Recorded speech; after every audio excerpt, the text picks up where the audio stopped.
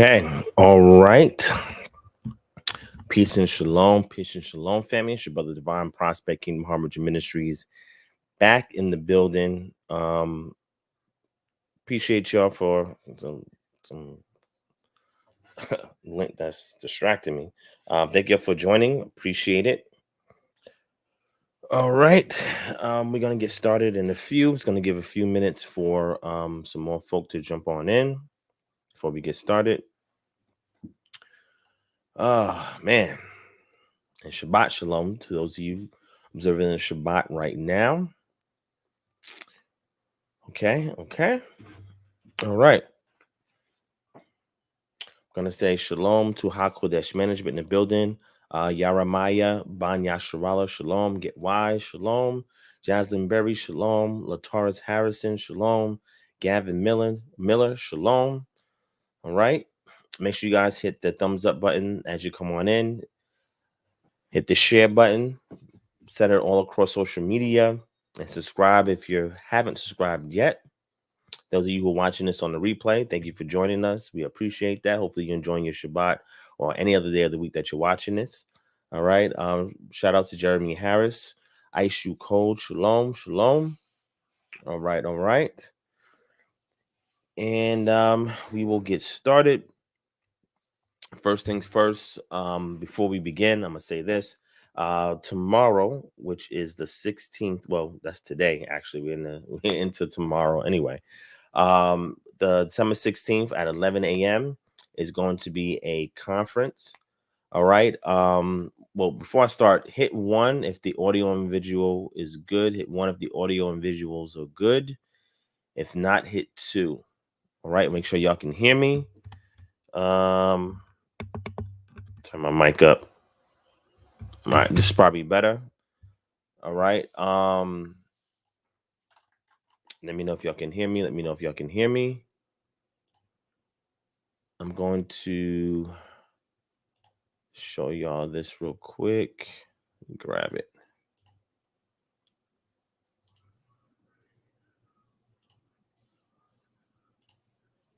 Okay.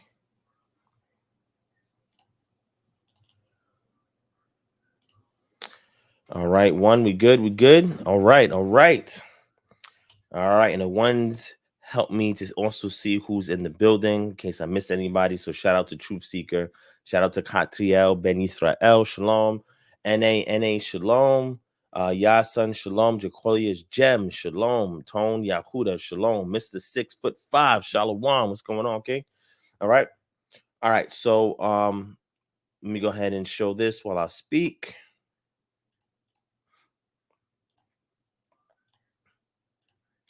All right. So tomorrow, December 16th, or today, December 16th, at 11 a.m. begins the Messiah Conference at Beulah Heights University, 892 Bernie Street, Southeast Atlanta, Georgia, 30316. It's $50 admission. And if you want to RSVP, you can email BOOMchurch, BOOMchurch@gmail.com. INT. Oh, okay. BOOMchurch, INT@gmail.com. And this is part of Boom Believers of One Messiah. This is headed or oversaw by Dr. William Brown. It's going to have Moray Haran Cowens, Moray Zion Lex. Dr. William Brown's going to speak, and Mariah. Did I say Mariah? I don't know what to put. Mora Shantae Nettlesby. I will also be there in attendance. No, I am not part of this event. I'm not a speaker. I'm not helping to set anything up. I'm just simply out of support for our community and for the sake of unity, spirit of unity, helping to promote the event, letting those know that I will be there. Some of our KHM members will be there as well, part of our Atlanta chapter. And if those of you who are in or near Atlanta or want to drive to Atlanta, if you're in the surrounding areas for this event, please do so. I think this conference is going to be very interesting. I think the highlight is going to be Moray Zion Lex talking about his journey from Tanakh only to accepting Yeshua as the Messiah. in the ways in which he expresses it, which is his unique twist on things. But I'm really there to meet the people, right, who do show up. I do enjoy sitting in the audience and partaking of the information that comes forth when I do go to certain conferences where I'm not a speaker, which I'm okay with. I just want to help support. I want this to be successful. I want this, I think there's 50 seats here at the RSVP. I want this to be a sold out event, right? And I want us to come in droves to support our community, right? Now, regardless of my personal stance and the stance of the speakers, we definitely going to have some differences and also some things we have alike. But nonetheless, that's not going to stop me from unifying with our fellow Israelites. All right. And I encourage y'all to do the same if y'all can. You know what I'm saying? I always go to events if I know about it, whether it's local or whether it's out of town, right? Like I was at the Hebrews to Negroes 3 conference and showed support there to Ron Dalton. And now here locally in Atlanta, I'm going to show support to Dr. William Brown, Moray Zion Lex, etc. All right. All right. So again, if you can make it now, if the $50 admission fee is a bit high, which to me that's very expensive. But if it's a bit high and you need sponsorship for a ticket, just email us at kingdomharbinger@gmail.com and we will hold you down. All right. We're trying to make this accessible to anybody who can come, even if you can't afford the admission fee. We'll take care of it. So far, we took care of maybe about 5 or 6 different people who are coming and their admission fee. So it's going to come out of our ministry funds, and we're going to make sure we take care of y'all. Okay. All right. All right. That's that. Okay. Now there's something else. Is the video blurry? Let me know if the video blurry. Jaslyn says the video looks blurry. I think the video's fine. It just may be your connection. It probably auto selected 360p or maybe 480p on your cell phone. So you have to go and change the actual stream rate and it'll enhance the quality. Okay. So or you probably have a poor signal and that's why the video looks that way. But other people are saying the video is good, so it just might be your connection, sis. All right. Yes, so I will be getting footage of the event. Now I don't know if it's being live streamed. I don't know anything about that. If I was helping to set up the event, there would be a paid live stream as well for those who can't physically make it. But I would keep something out, like if there's a panel discussion, like I would keep that out of the video footage for the live stream, because you would have to actually be there to engage, right, to enjoy that portion of it. So I don't know if there's going to be streaming or not, but I do know that I will be taking some footage and I will be sharing on this channel. I will only take maybe about 10 minutes worth of the footage I take to put it on here just to help promote it, right? Because I don't know if they're going to put the whole video out or whatever. It's not my event, so I can't record the whole thing, right? So it's only going to be portions of the event I'm going to put together, more so like behind the scenes or whatever the case may be. I'm going to try to capture for y'all, and it'll be exclusive to this channel. All right. So I'll do what I can for y'all. So y'all don't really miss out. You get some of the experience. Okay. All right. So yes, that will be recorded. Now moving on. There is news that just recently popped up. I share this on my community, I guess, page on this channel, as well as on social media regarding COVID-19. I'm going to pull out what I posted and I'm going to read it to y'all, right? It's very fascinating. And again, if you speak out against COVID-19, they're going to call you all types of things, but a man of God. That's an old saying I heard. You know what I'm saying? They call you everything but a man of God. You know what I'm saying? But in this particular situation, there was an official, right? It's an actual official, right? The Florida State Surgeon General came out, and it's a black guy, right? Joseph Ladapo, excuse me, came out and he talked about the contaminant DNA from SV40 that is found in some mRNA, especially the ones pushed by Pfizer vaccines, and how dangerous that can be to the human DNA, right? Especially with the transport methods of the mRNA, right, and how it gets into the cell.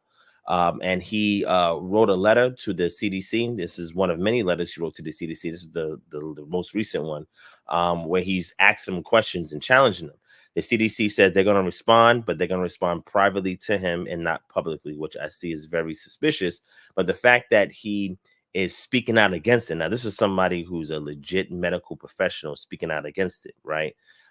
They're calling him all types of names, right?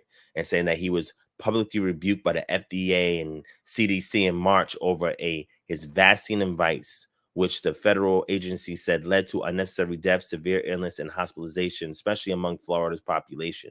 So they're blaming this guy for speaking out against the vaccine and people having the option to opt out based on the data, right? So I'm gonna go ahead and I'm gonna play some of this for you. Well, this is a video, but also to go over the article so you can see how they're bashing him. But we're actually gonna read some of the letter that he had written and that he had sent to the CDC, so you can see what his concerns was, right? Which, from me examining it, is extremely valid, right? The good news is, for those of you who have used our services for religious exemption, you did not have to get the vaccine for either your employer or your university. We assisted with opting out. If you are presented with this mandate, again, at your job or university, email us at kingdomharbinger@gmail.com, and we can walk you through with getting a religious exemption letter, so that way we can cover you to opt out, okay? And you can exercise your First Amendment right, okay? I'm all about choice. Again, I'm not against anybody who chose to get the vaccine. That's your business, right? I choose not to get it, and if there's others out there who choose not to get it based on the scientific data, right? Not saying, again, I'm not saying that vaccines are bad. I got to say this officially. I'm not saying they're bad. They're mostly proven effective, but the mRNA vaccination is the one that's in question.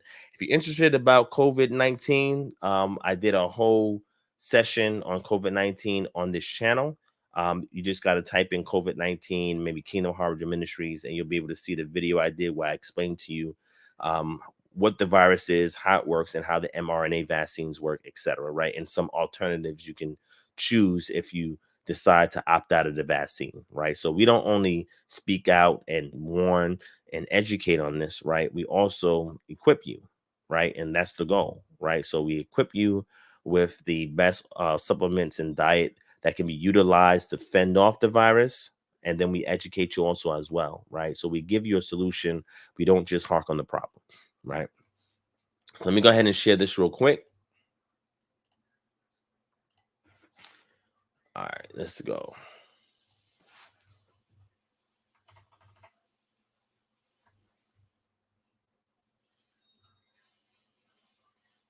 Why have we stopped reporting COVID numbers? All right, let me know if y'all can hear this. I don't know if y'all can hear this or not. Let me see. On the dashboard. And this video, this video might be demonetized and might be shadow banned because I'm playing this, but it is what it is, right? I don't care. I prefer y'all to get the knowledge and the information, rather than just be hush on it. But I'm gonna play it anyway, right? So hopefully y'all can hear it. Let me see. Why are we not reporting on our... Okay, here we go. Okay, let me know if y'all can hear it. Why are we not reporting on our dashboard, the Department of Health? Why have we stopped reporting COVID numbers on the dashboard? You're recognized. Thank you, Senator. Fair use. Our approach to reporting has been to report in a manner and at a frequency and at a level of detail that informs public health. Can you hear? Hit one if you can hear. Hit one if you can hear it. Can y'all hear it? Hit one. Hit one if y'all can hear it.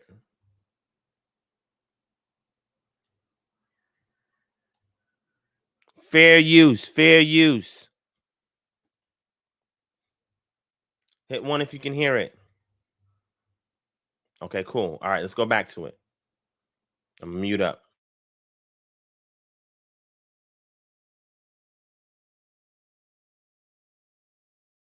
Why are we not reporting on our dashboard, the Department of Health? Why have we stopped reporting COVID numbers on the dashboard? You're recognized. Thank you, Senator.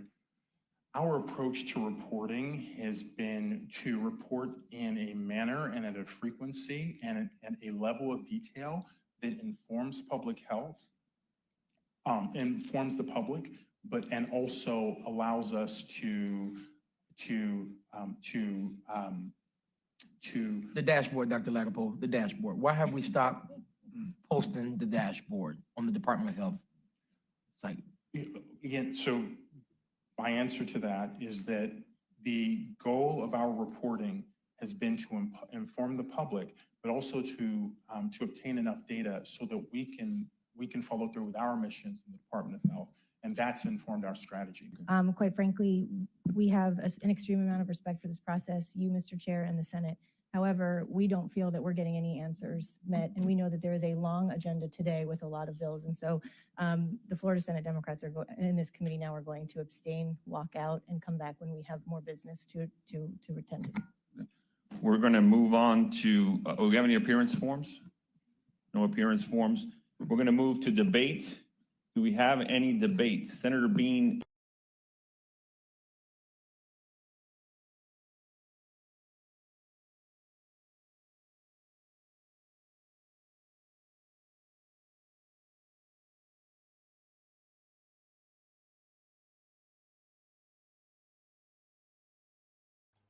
Okay, the interesting thing there about that snippet is that the Democrats decided to walk out on the remainder of that session because they didn't think what was being said, I'm talking about for Florida, what was being said and reported was something that they agreed with, so they decided to walk out. But anyway, let's go ahead and look over the article. Then I'm going to look over his letter so you can see what his concerns were. Let me go over and go back to this.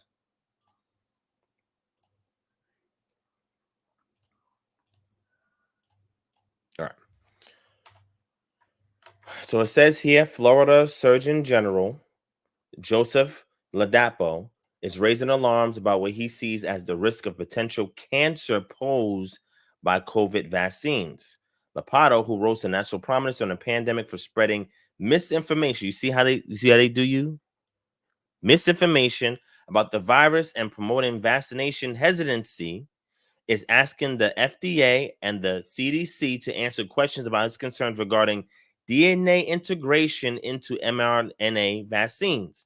In a December 6th letter, Ladapo said he believed the drug delivery system used by mRNA vaccines could be an efficient vehicle for delivering contaminant DNA into human cells.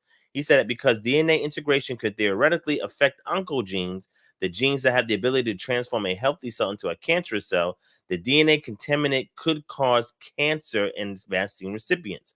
Ladapo was publicly rebuked by the FDA and CDC in March over his vaccine advice, which the federal agency said led to unnecessary death, severe illness, hospitalization, especially among Florida's population. On Wednesday, Ladapo pressed the FDA and CDC to answer questions about whether the risk of DNA integration was evaluated by drug manufacturers, whether FDA standards take the COVID vaccine's drug delivery system into account, and whether there is a risk of integration with reproductive cells beyond the local injection site.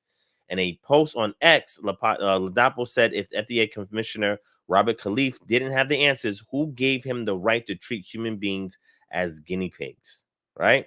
Now, spokesperson says the FDA is confident in the quality, safety, and effectiveness of these vaccines. The agency's benefit risk assessment and ongoing safety surveillance demonstrates that the benefits of their use outweigh their risk. Additionally, with over 1 billion doses of the mRNA vaccines administered, no safety concerns related to residual DNA have been identified. In general, with regard to mRNA vaccines, while concerns have been raised previously as theoretical issues, available scientific evidence supports the conclusion that the minute amounts of residual DNA, that means they're admitting that is in the vaccines, do not cause cancer or changes to a person's genetic code. Well, you know what? We'll see what happens in another 5 or 10 years. All right. So that's what this article is about. They go on and say, Offit said it is already difficult for DNA to enter a cell, even more difficult for it to stay in the cell since the membrane hates foreign DNA. But it would be impossible for the DNA to get to the nucleus because it lacks the nuclear access signal required for it to enter that unit. Now, again, that has a lot of truth to it, but the fact that the mRNA vehicle for transporting a simulated fragment of the said mRNA virus, right, into the cell. If you can get anything into the cell, all you got to do is affect the cell enough for the cell to malfunction, right? You get mitochondria damage, right? And the nucleus of the cell can be affected if the other organelles of the cell is affected. So getting any kind of foreign DNA into the cell, which sometimes can be difficult, but if it's successful enough, it can cause cancer. I mean, this is what this Florida state surgeon general is saying. And when you read his letter, which I'm about to show you in a few minutes, you'll see exactly why he has a concern. And you'll see earlier that I showed you that they are admitting that there's residual DNA in the vaccine. See that? Now, of course, they're going to continue to say all this stuff about him and blah, blah, blah, blah, and this, and that. Of course, if you challenge this, you will be criticized, right? You will be defamed, right? And you will be shamed. This is what they do for anybody who comes to get it. Now you have a Florida State Surgeon General speaking up against this and has been, I think, for the past 2 years, he's been speaking out against this. And now he's writing another formal letter that he's making public for a formal response, but yet the CDC and FDA are just ridiculing him, and they're not point for point responding to his letter. And they said that their response to him will be private, right? Hopefully he shows what they say, right? So let's go ahead and look at the actual letter, right? I'm gonna go ahead and get the actual letter for you.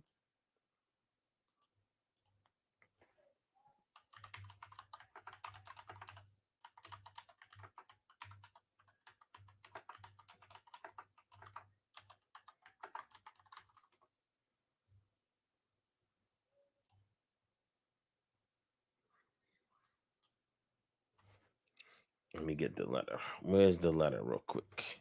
Hold on 1 second. Let me see if I can get the letter.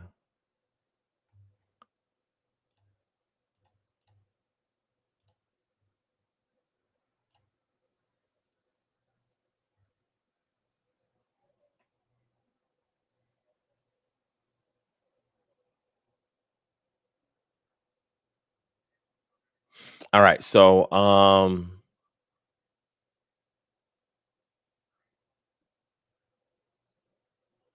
yeah, this is something different, but this is another letter he sent.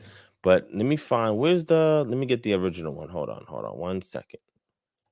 I have one I'm gonna show you on 1 second, but that's not the one I'm looking for. Let me get it.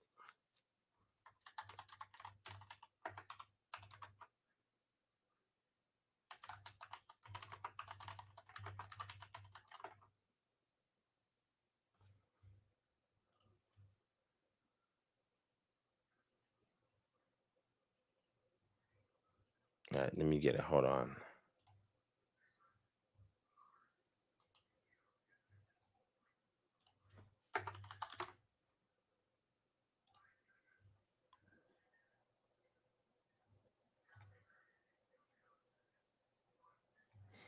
Okay, I'll keep both of these up. Man, where is it at? That's crazy. Hold on 1 second.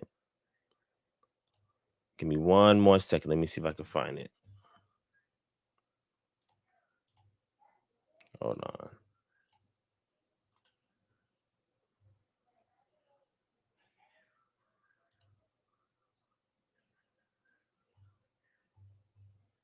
Oh, and I'm gonna be fair. I'm gonna give you their response. This was the one that was went back earlier this year, and I'm gonna be fair and give you their response um to him earlier this year as well.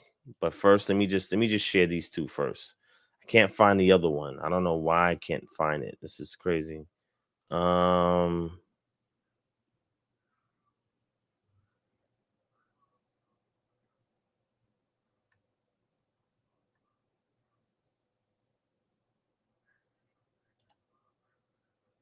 Yeah, okay. So I'm going to show you this so you can see what he said. Right? And I'm going to give you their response as well, okay? So, let me show you this real quick.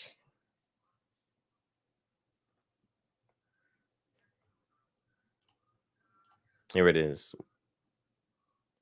So this is what he says on X, aka Twitter. When I asked the feds for more honesty and transparency around COVID-19 vaccine data, they replied with a word salad of pandering and gaslighting. Here's my response. Let's try again, right? So he released this statement right here. Today we released an analysis of COVID-19 mRNA vaccines the public needs to be aware of. This analysis showed an increased risk of cardiac-related deaths among men 18 and 19. Florida will not be silent on the truth. Now, we know from articles that I've shared on here before, right? Peer review articles from NCBI that we have seen myocarditis and other cardiovascular disease issues with people who have taken the vaccine, especially in males from 18 to I think was 45 or something like that, right? So there's truth to that. There's peer review articles on that, but the CDC, FDA, they've marginalized that and say, oh, well, it may happen in 5%, right, of people who get the vaccinations, right? That's a marginal result, right? Well, I mean, there's other entities outside of those being funded by the CDC, right? And other entities that are saying the opposite, right? So he sent them a letter, right, about that. I'm gonna show you that. And then the FDC gave their response, and I'm gonna be fair and show you the FDA and the CDC's response, right? So let me give this first. All right. Here's the letter that he wrote to them in regards to his concern. All right. Let me see if you can see that on the screen. No, you're still seeing that one. Okay, hold on. All right, let me go show you this. This is his first. This is the one he did in October 7th, right? Very, very concise, to the point.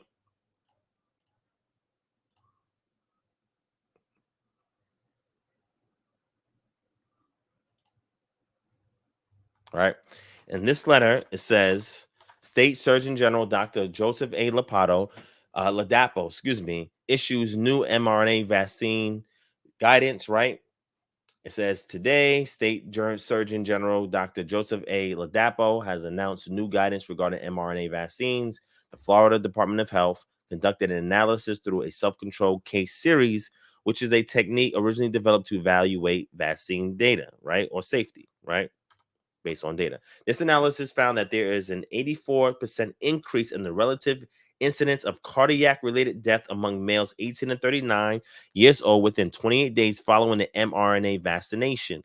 And I know 3 people who had heart problems after getting the vaccine. Black males.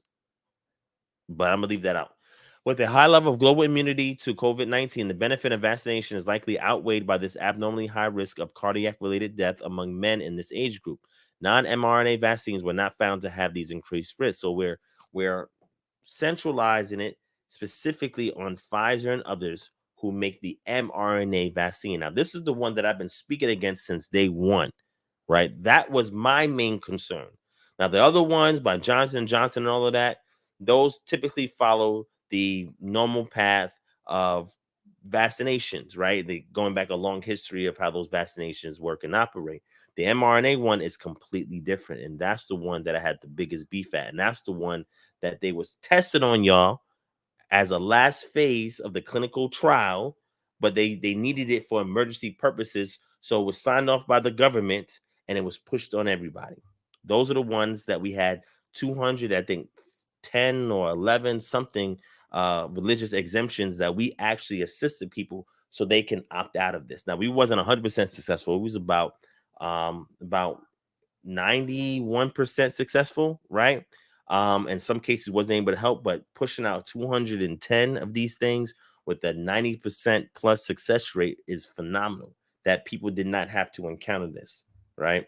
So it says here, as such, the state surgeon general recommends against males aged 18 and 39 from receiving the mRNA COVID-19 vaccines. Those with pre-existing cardiac conditions such as myocarditis and pericarditis should take particular caution when making this decision. Studying the safety and efficacy of any medications, including vaccines, is an important component of public health, said Surgeon General Dr. Joseph Ladapo. Far less attention has been paid to safety, and the concerns of many individuals have been dismissed. These are important findings that should be communicated to Floridians, right?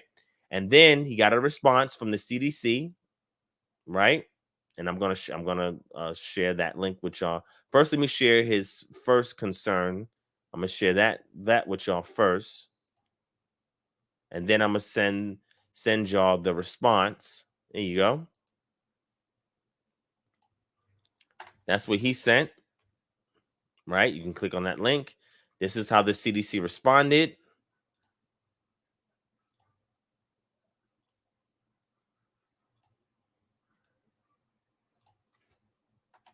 This is his Twitter X response that I showed y'all.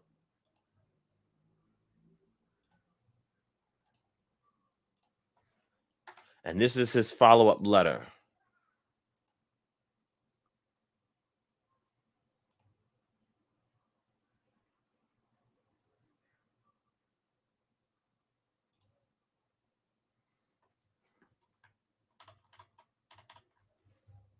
And this follow-up letter is the one where he has the concern in regards to the contaminant DNA.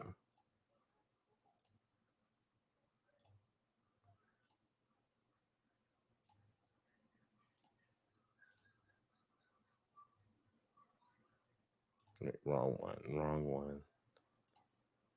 There it is. All right.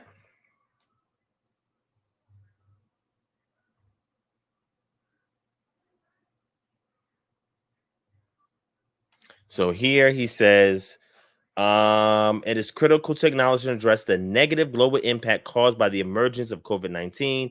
Nevertheless, after 2 years, a collective decision to deny that natural immunity confers comparable and superior protection to COVID-19 vaccination, push mRNA COVID-19 boosters for young and the healthy, and delay acknowledging the risk of vaccine-induced myocarditis have only sowed doubt between the American people and the public health community. After the COVID-19 vaccine rollout, the vaccine adverse effects events reporting system reported increase by 1,700%, including a 4,400% increase in life-threatening conditions. We are not the first to observe such a trend. Dismissing this pronounced increase as being solely due to reporting trends is a callous denial of corroborating scientific evidence, also pointing to increased risk and a poor safety profile. It also fails to explain the disproportionate increase in life-threatening adverse events for the mRNA vaccines compared to all adverse events. Based on the CDC's own data, rates of incapacitation after mRNA vaccination far surpass other vaccines. This is illustrated in a recent Lancet publication, Rosenblum H. et al., Lancet 2022, that reports up to 1/3 of individuals being unable to perform daily activities, unable to work, or receiving care from a medical professional in the days following the vaccine. This study also found an excess risk of serious adverse events of special interest for 1 in 550 after mRNA vaccination. As you're aware, this is extraordinarily high for a vaccine. I want to re-emphasize that these questions could have been answered if you had required vaccine manufacturers to perform and report adequate clinical trials. In light of your stated commitment to transparency and the communication of the risks and benefits associated with these therapies, I'm asking that you publicly report why randomized clinical trials were not required prior to the approval of mRNA COVID-19 boosters, including the new bivalent booster. Explain why adverse events first detected in the FDA's safety surveillance system in 2021 were not published in scientific literature until December of 2022. Report the FDA and CDC's interpretations of the study performed in Thailand, which showed a 3% incidence of myocardial injury in young boys, and the Swiss study, which also showed a 3% incidence of myocardial injury in adults after receiving the bivalent booster. Explain why the Pfizer deadline for reporting their subclinical myocarditis study was delayed until December 2022, despite the CDC promoting vaccinations to millions of young people. Report the results of the diverse proportionally analysis that you perform. Explain why 26 of the 31 published studies using the V-Safe system only report symptoms within the first 7 days of vaccination, when it is recognized that most serious events occur after this time.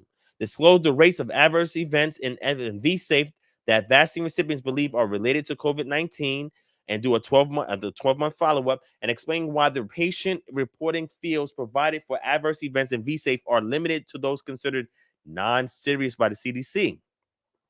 Report the number of adolescents that have died within days of receiving a second dose or booster. Explain why you have not publicly reported on the studies indicating a likely increased risk of COVID-19 infection after 4 to 6 months from receiving the vaccine. Explain why you have not required Pfizer to report results of its randomized trial in pregnant women.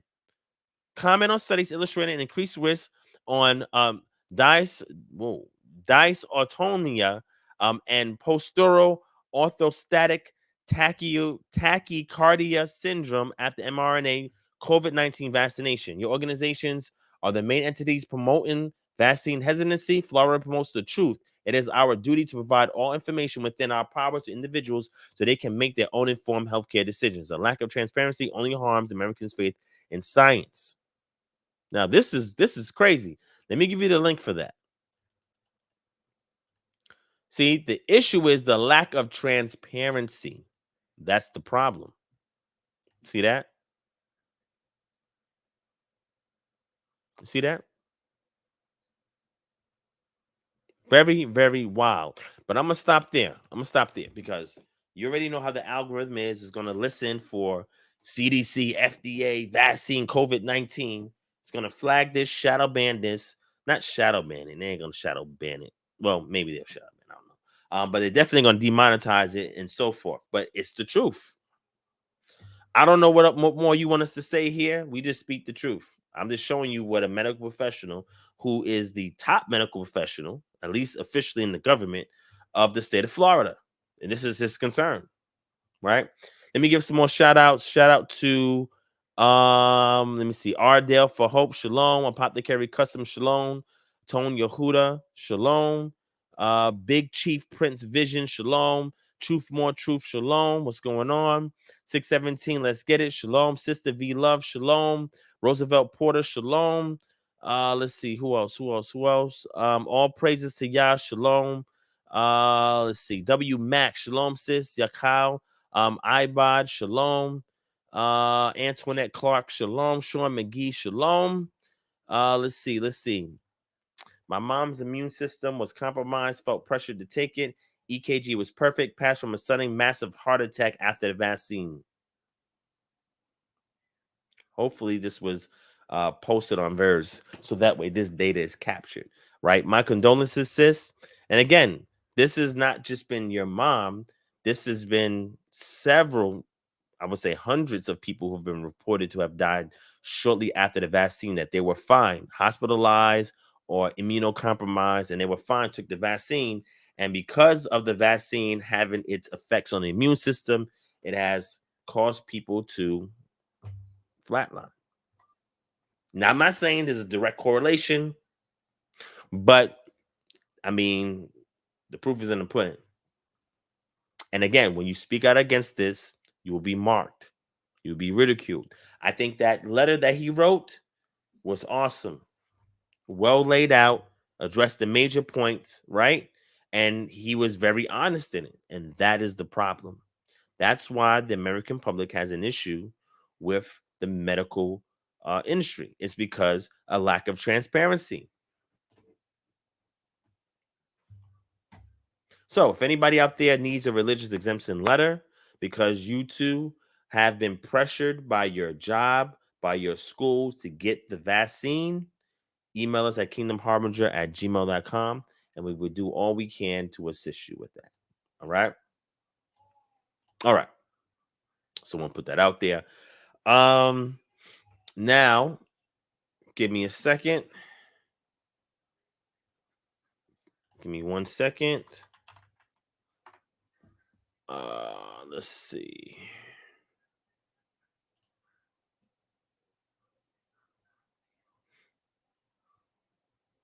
Hold on 1 second. I want to grab something. Where is it at?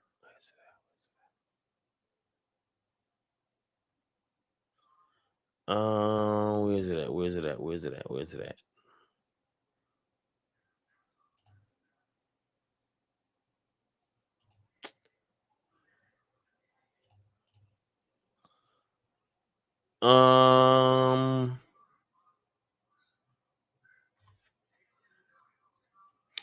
I'm probably going to just post the video on the channel instead. So I'm gonna skip that. I'm gonna skip that portion for now because I can't find it. I thought I had it, but I guess not. Shout out to Infrastructure of a Man. Shalom. But I'm gonna skip that. We're gonna move on. I'm gonna skip that. We're gonna move on. All right. Now, at any time, if there's somebody here who disagrees with anything that has been put forth on this particular live or lives in the past, and you want the smoke, I'll be more than happy to have an amicable dialogue with you, passionate yet amicable, and we'll send the link in the chat and we can have a discussion. You know, there's always haters, trolls, and so forth that show up, and I always provide the opportunity for them to air out their grievances and talk it out as adults, right? So at any given time, if you feel froggy, please jump and I will send the link in the chat. All right, just want to put that out there, right? All right. So we went over the Messiah Conference, COVID-19 vaccine information. Now recently, there was, let me put this out real quick because I really didn't talk about it. There's a film that came out on Netflix called Leave the World Behind. Okay. It was first a novel that was put out by Ruman Alam. Okay. And then they recently created a movie for it. All right.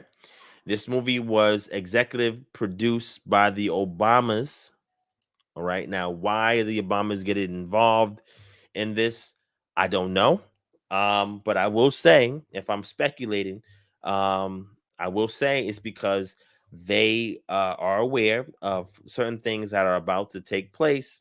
And this is their way through fiction of showcasing this to the public. Now, one of the rules of thumb most considered conspiracy theorists propose is that the elites have to tell you what they're going to do before they do it in some way, shape, or form. That is how they exonerate themselves of any liability, guilt, etc., from whatever's about to take place. They showcase it in means of film, of video, of a book, of a conference, or something like that. That is public knowledge the public can get access to, right?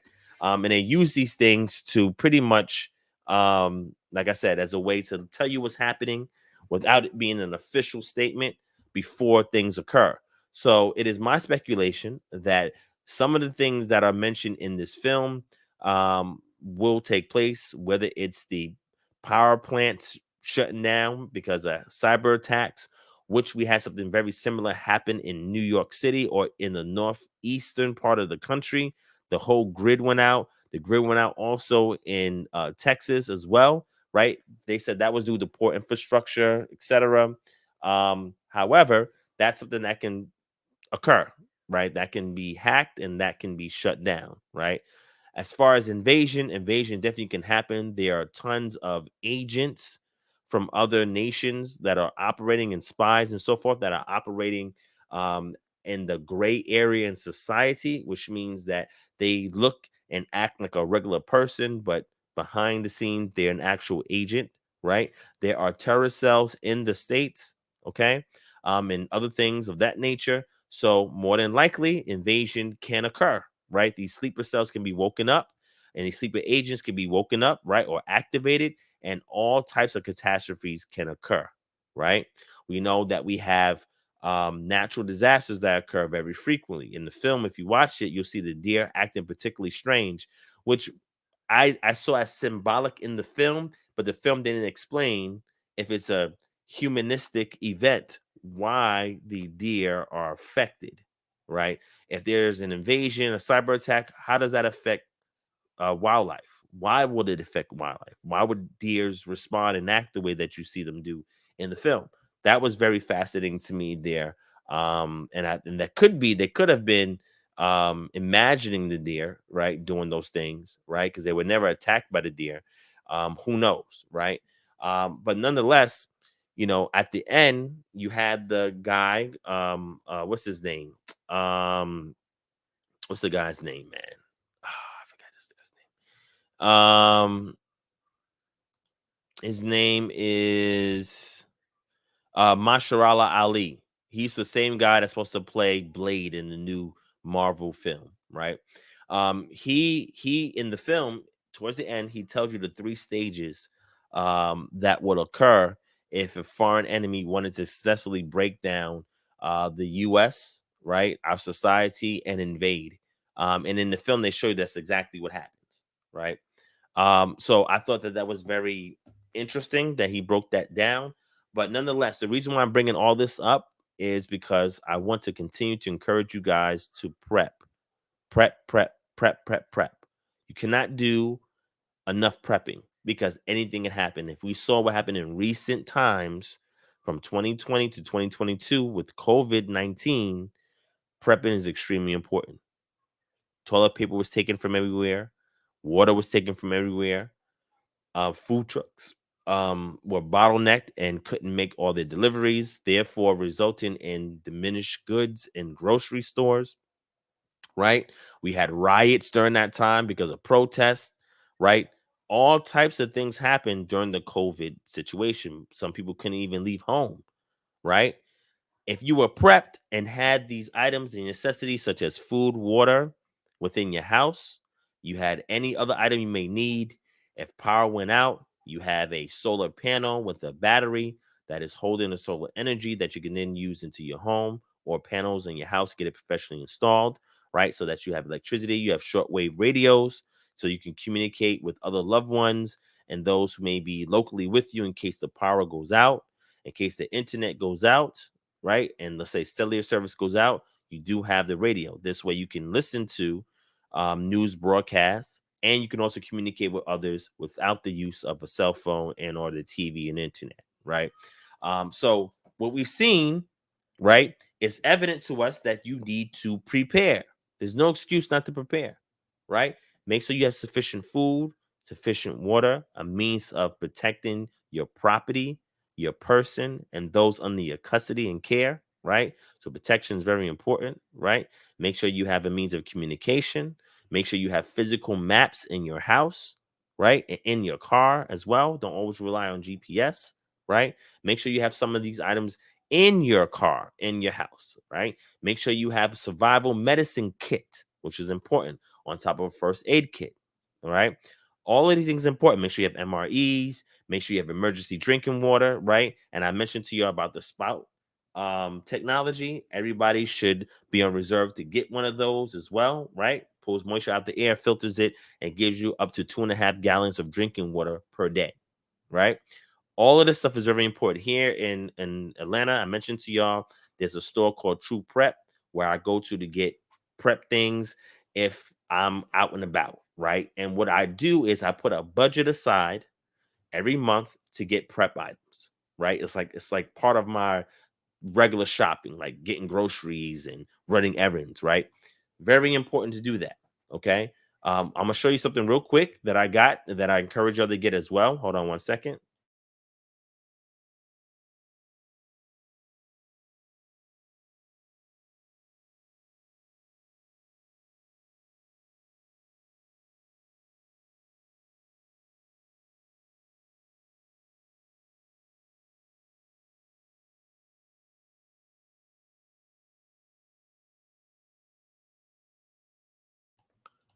All right.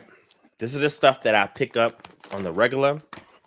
The first one is this is an MRE pack, a meal ready to eat. That's what MRE stands for. This is a military grade menu 23 chicken pesto pasta. Okay, so not only does this have the main entree, it also has other things in it as well, And I can open it up and show y'all, because I have several of these. So I'll open it up, show y'all what's in here. All right, first you have the main course. Again, you can just open the box up, open the container, right, that's in it, and you can just eat it, right? You don't have to heat it or anything like that. You can eat it straight out of the package in here, right? It also comes with Italian breadsticks. This one, I don't know, the camera's acting crazy. This is a hot beverage bag, right? Why? Because they do give you beverage items in here.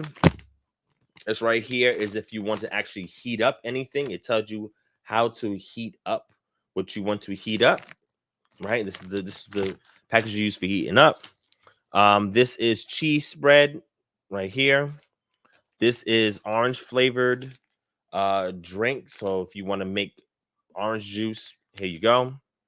All right. This is patriotic cookies as a snack. If you want to have that in it as well, you can eat that with your meal. This is the cinnamon bun. All right, that's properly sealed. And most of these MREs last for about 5 years or more if you put them in ideal conditions, right? Comes with a spoon. Comes with matches. Okay, also comes with chewing gum. All right, and there's also wipes in here. There is sugar in case you want to, sweeten whatever it is that you're drinking. It comes with ground pepper, right? It comes with a moist towelette, like I mentioned. Ionized salt. It comes with instant coffee, matchbook, sugar, chewing gum, and it comes with a napkin, all right? And some creamer, non-dairy creamer, all right? If you want to put that in your coffee, all right? So again, these are items you should have in your house because these are full meals. Depending on how many people you have in your house, I would say if you're rationing it out, have 2 of these every day so you get enough of your caloric intake to sustain you for any kind of activities you may have to do during a time where there's an emergency or whatever the case may be. Also, make sure you get you some drinking water. This is sealed drinking water. Expiration date on it is December 2027, right? This you just tear and drink. It's about 4.2 fluid ounces, right? You should have 8 cups of water per day. But if you're rationing it out, I would drink at least maybe 2 to 4 of these a day. They're fairly inexpensive. The place that I go, which is called True Prep, they have them for 50 cents a pack. And if you get a big box like I did recently, there's 64 in there for $27, right? So again, make sure you have enough for every person in your household to sustain you for at least 90 days, right? Because after 90 days, you should have a game plan on what to do. All right. All right. Now, if you want to get one of the single meals itself without the entire packet of cookies and coffee and stuff like that, you can get these as well. These are about half the price. It may be more advantageous to get the full meal because you get more caloric intake than you do with something like this. This you get only 390, and this is a vegetarian lentil stew. This you get 390 calories, but you can get more if you have the whole MRE pack instead. But again, if you want to have a couple of these just to kind of mix and match up with the MREs because they're slightly more expensive, feel free to do so. But this is stuff that you should have in your car and in your house. The reason why I say car is because in 2013, Georgia had an emergency where we had a snowstorm out here, and that was the year that I came out here. And I was very upset because with the snowstorm, I thought I left that behind in New York, but I guess not. It came with me here. And the snowstorm was so terrible that people's vehicles were abandoned in the middle of the street, in the middle of the highway. right? People will go and seeking refuge in Kroger's and Publix and Walmarts like that, right? Some people stayed in their cars because they just simply could not get home, or they was too far to walk and go home, or they didn't want to be in their vehicle, right? Some people went looking for their children, right? This is something that happened recently, right? And the city was shut down because the city was not prepared for a snowstorm of that magnitude, right? It crippled the city, right? People didn't even have the appropriate tires to drive on the roads, right? So if a situation that happens and you're unable to make it to a grocery store, right? If say something happens to the plumbing system or electricity, what are you going to do? Right? You need backup. And this is why you prep, so that you have these items in the event that if an emergency like that takes place, you are prepared. For those of you who live outside of the state, maybe you live in areas that are prone to hurricanes, areas prone to tornadoes, right? Or any other massive, events such as natural disasters, such as like an earthquake or something like that.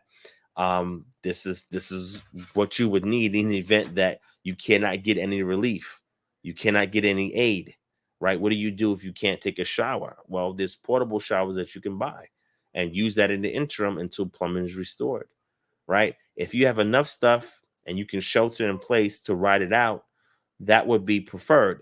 These things are going to happen. So these are going to be the woes before the final judgment, right?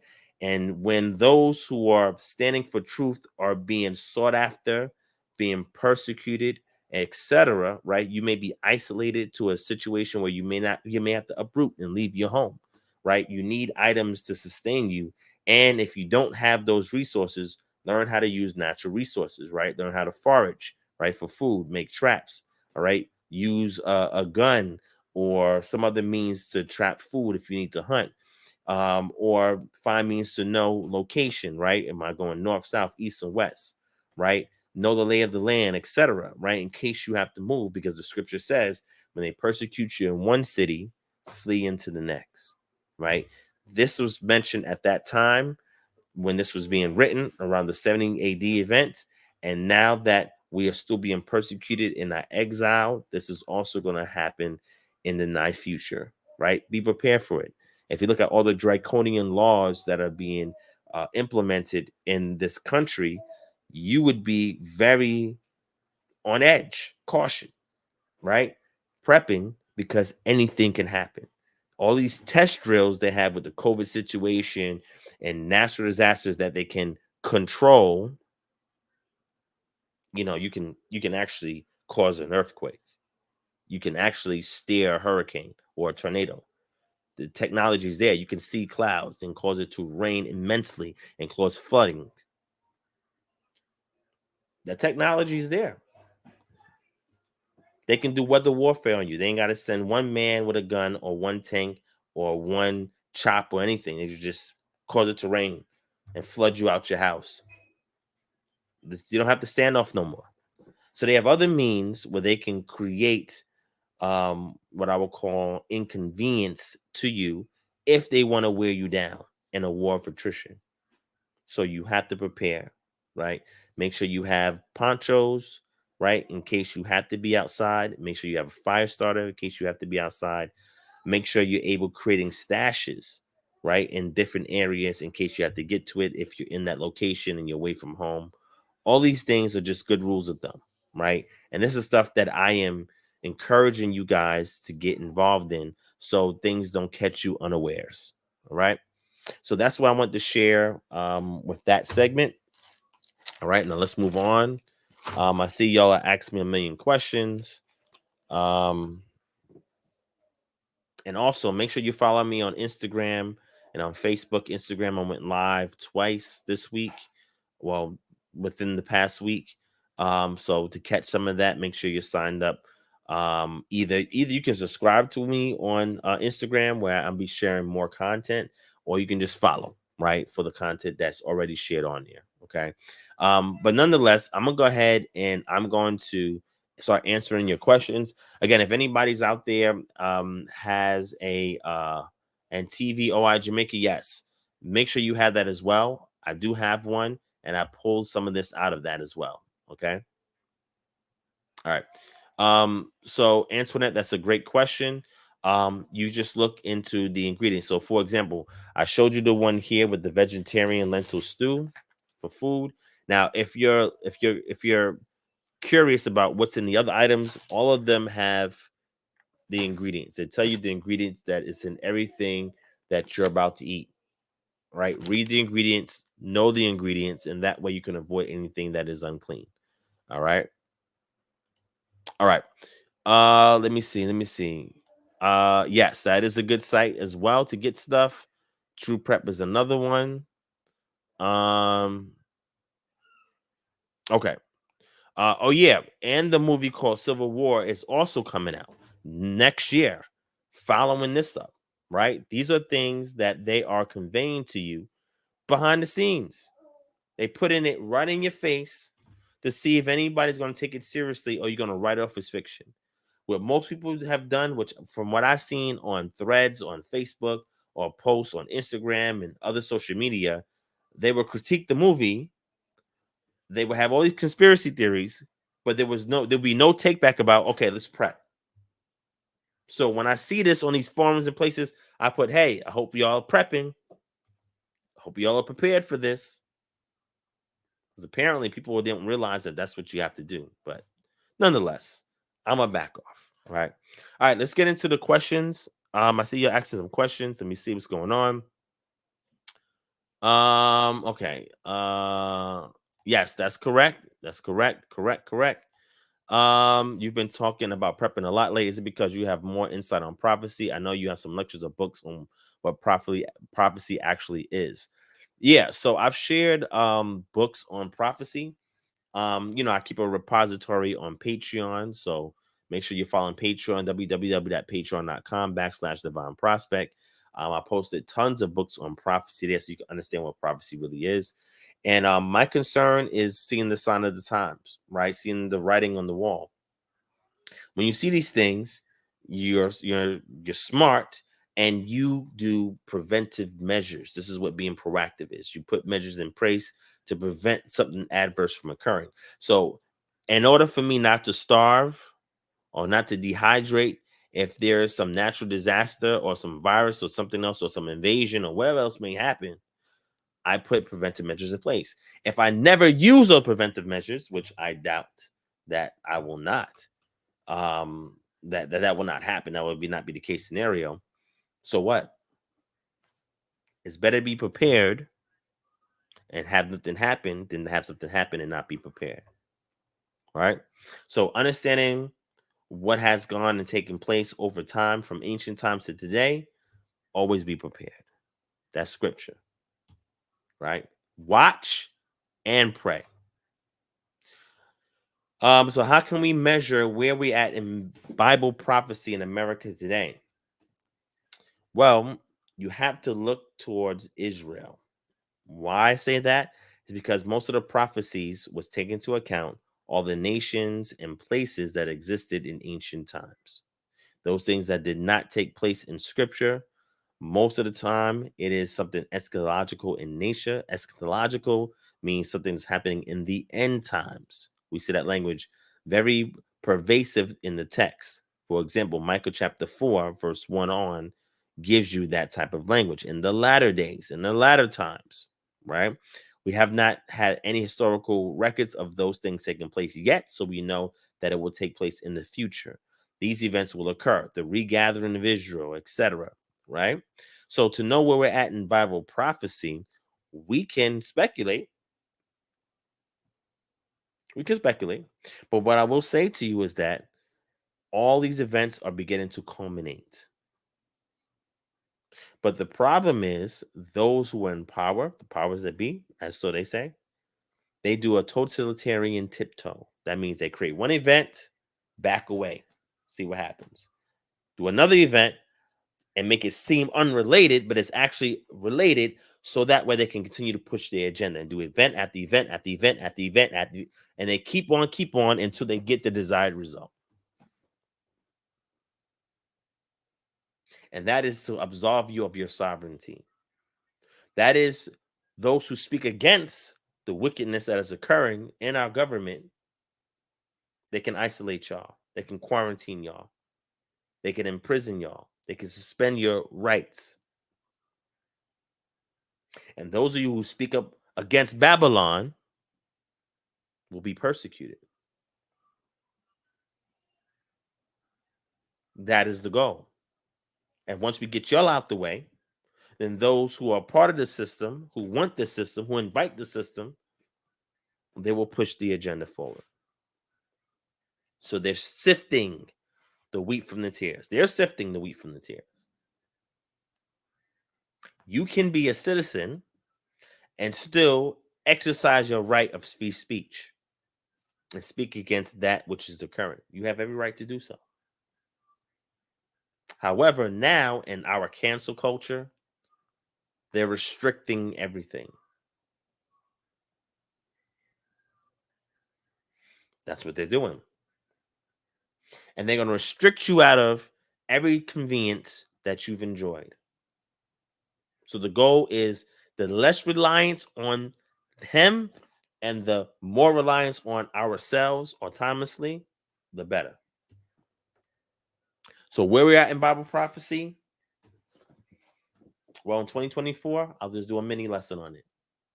I'll define prophecy, give you ancient examples of it, and we can see where we're at. Okay? All right. Appreciate that. Let's see. What's next? Divine, what is the correct interpretation of the parable of the rich and Lazarus and the thief and the cross that Jesus told you will be in paradise? Well, those are two questions. In regards to my position on Luke chapter 16 with the rich man and Lazarus, that is an interpolation.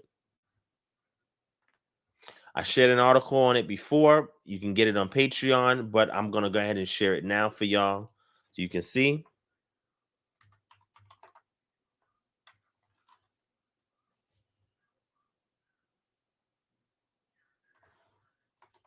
Let me grab the article.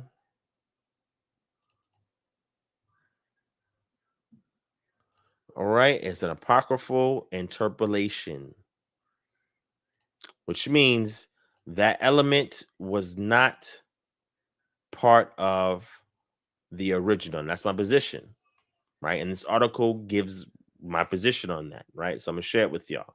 All right, here's the article right here. That's for Lazarus and the rich man, okay? All right, the other one is the correct interpretation and the thief and the cross, on the cross that Yeshua told would be in paradise. I don't know what to interpret. Yeshua told him that he'll be with him in paradise. So that's pretty clear. Now, if you want to know what paradise is, well, it's mentioned in what you see in Luke chapter 16, this idea of the abode of Abraham, right? Being in a place where you are awaiting judgment. But Yeshua was going to take him there personally, right? According to what we see in scripture, right? So it's not really much to add to that. It's pretty clear what it's about. But again, that interpolation, apocryphal interpolation that you get from Lazarus and the rich man, that source that is drawing from is something that is outside of the tenure of the canon of scripture. Okay.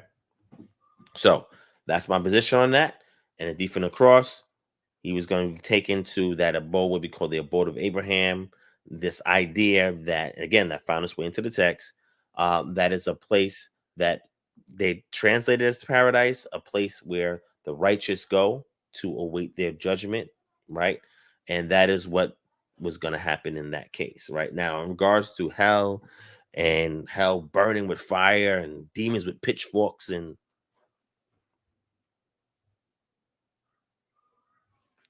I'm just going to do that today. All right. So anyway, we're going to move forward. Let me see. Why do most translations translate tekelet in Numbers 15:38 as blue, but lexicons and strong say violet? Also, can you explain your position on the proper way to wear fringes? All right. I went over this before. I'll do it again. In regards to the color, whether it's violet, whether it's blue, indigo is the color. And it'll be more closer to violet than it would blue because of the dyeing techniques. Now, I don't mean dying as in death, but dying as in staining something with another substance to add color to it, right? So in Phoenicia, there was a particular snail that produced a particular color of violet, and that was very sacred to the Egyptians because Semites would bring it into Egypt from the Levant and use it as a means to trade or whatever the case may be. The staining of the color, again, the reason why we see that word varying because it depends on what was being used at that time to dye the color. It could be blue, it could be violet. Either one is fine. Indigo is really the mixture of the two and would be the safest way to stay within the confines of the set of rules and the paradigm that we call culture, right? So, in regards to what's the proper way to wear fringes, I explained this before as well. Let me go ahead and see if I can get this for y'all real quick.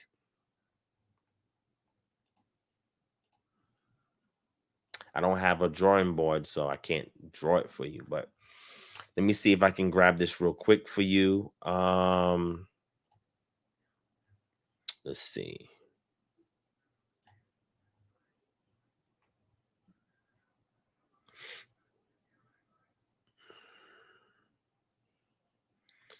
Let's see. And I'll probably going to take a look for you as well at another time. I am going to show you this real quick. Hold on, real quick. Let me see if I can grab it. The Gedelim. So in Deuteronomy 22 and verse 12, right? The Gedelim, right, from Gedil, from the root word Gadal, right? The Gedelim is the same word used there is used in 1 Kings chapter 7 verse 17. So I'm going to tell you how fringes should be worn and how most people don't wear it appropriately, right? Even me, I think I have one garment that has the correct way to wear garments. The fringes, or what we call tassels, right? Most people get it wrong, right? So I'm going to show you, I'm going to read for you 1 Kings chapter 7 verse 17, and then I'm going to show you what it's talking about so you can understand how it's supposed to look. Okay. All right. Let me share my screen real quick and hold off on the questions for 1 second. Let me show this. Tack K's, you know I did sit down with David Roll, right?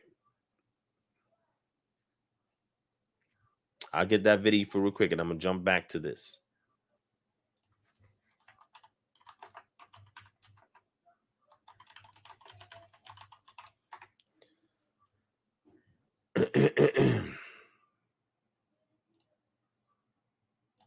Oh yeah, I've done a lot of work.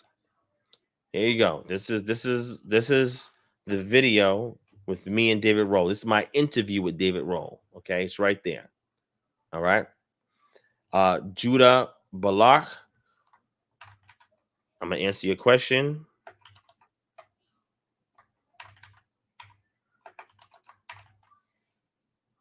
There you go. That's the name as the father. I would not say Yahuwah, and there's grammatical reasons why I would not use that rendition. Yehu, Yahu, Yah is probably going to be the best renditions. Yahu is the most ancient, which I've mentioned before, that we find in 2 Egyptian reliefs, where we can actually showcase that the Shashu of Yod-Heh-Wav are representative of the early proto-Israelites, right? So I would use Yahoo being the most ancient. You see that as theophoric names in familial context, right? It dates back earlier than Yod-Heh-Wav-Heh. I know that some scholars like Michael Heiser would disagree with that to a certain degree, and some others, there are proponents on the other side that do support that Yahoo is the oldest. I'm one of them, and there's several other scholars that subscribe to it as well. I actually gave a book called Making Sense of the Divine Name in Exodus that also goes into grave detail in regards to that. So definitely take a look at that book. Again, it's available on the Patreon, and you can get access to it. Again, it's called Making Sense of the Divine Name in Exodus. All right. All right. So let me get back to what I was talking about. 1 Kings chapter 17. Let me share the screen.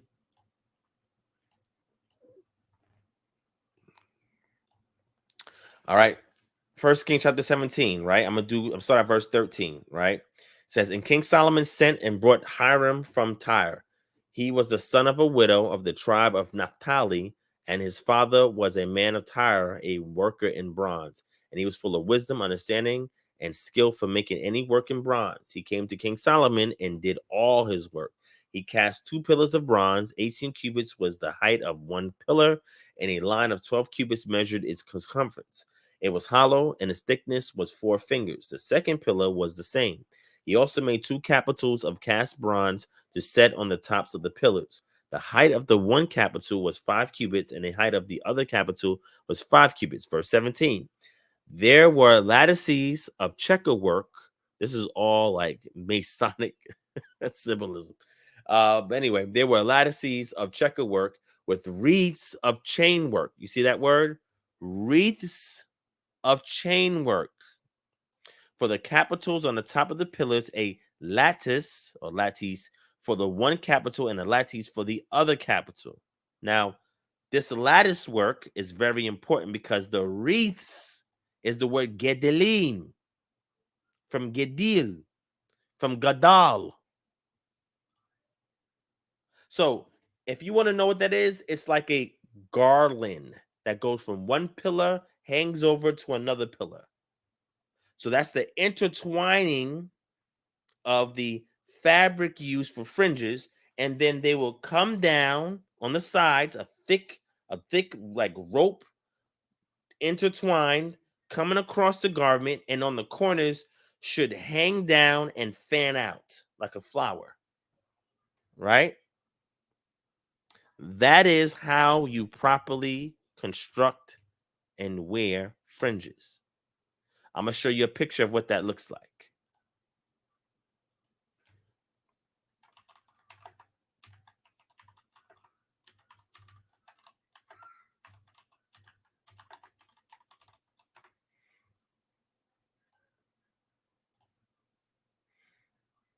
Let me see if I could get a good picture of what that looks like.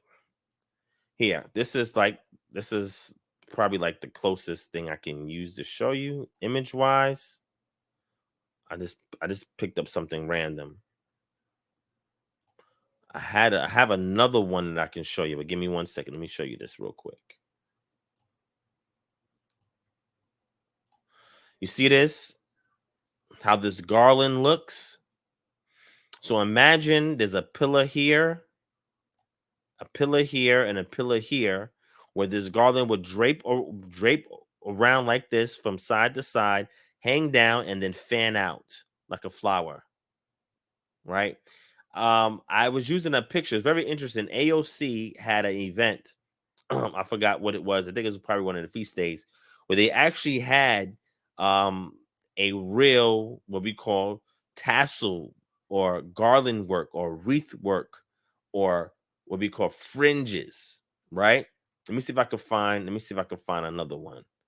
Let me take these ones out. Let me see if I can find a better image for you.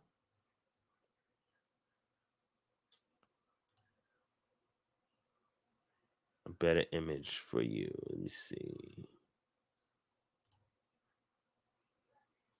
Something like this. Here. Yeah, here we go. Something like this.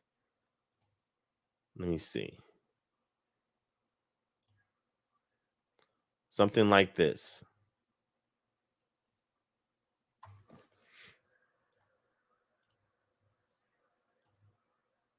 See this?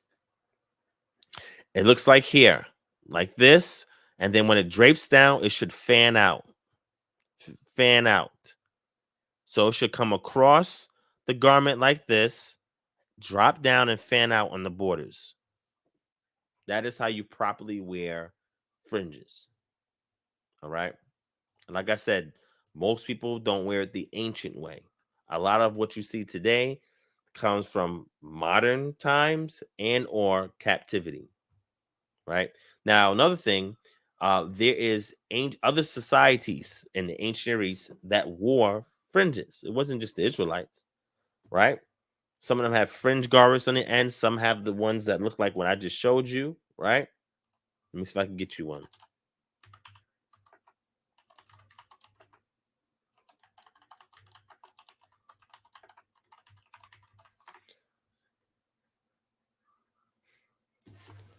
I'm gonna show you.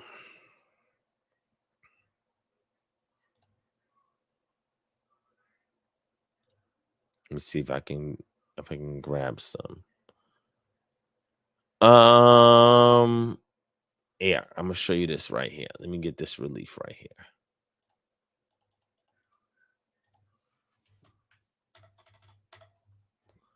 Now this is part of Ramses II 9 bows.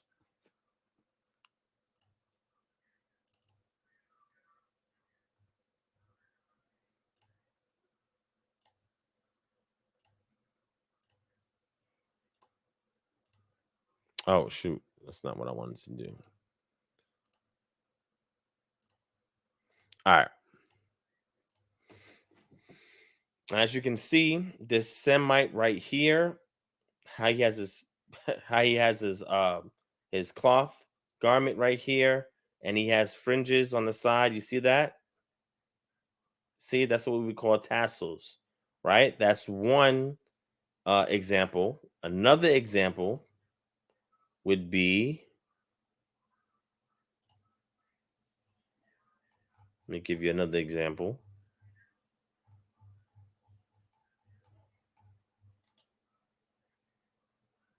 Another example would be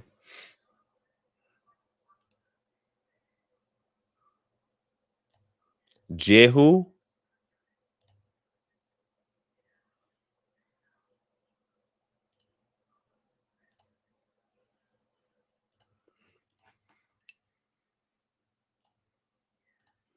Right? See, Jehu has fringes right here. And you see also this fringes from here. This is the Syrian king. See that? Shalmaneser right here. Look, they have fringes as well. Right?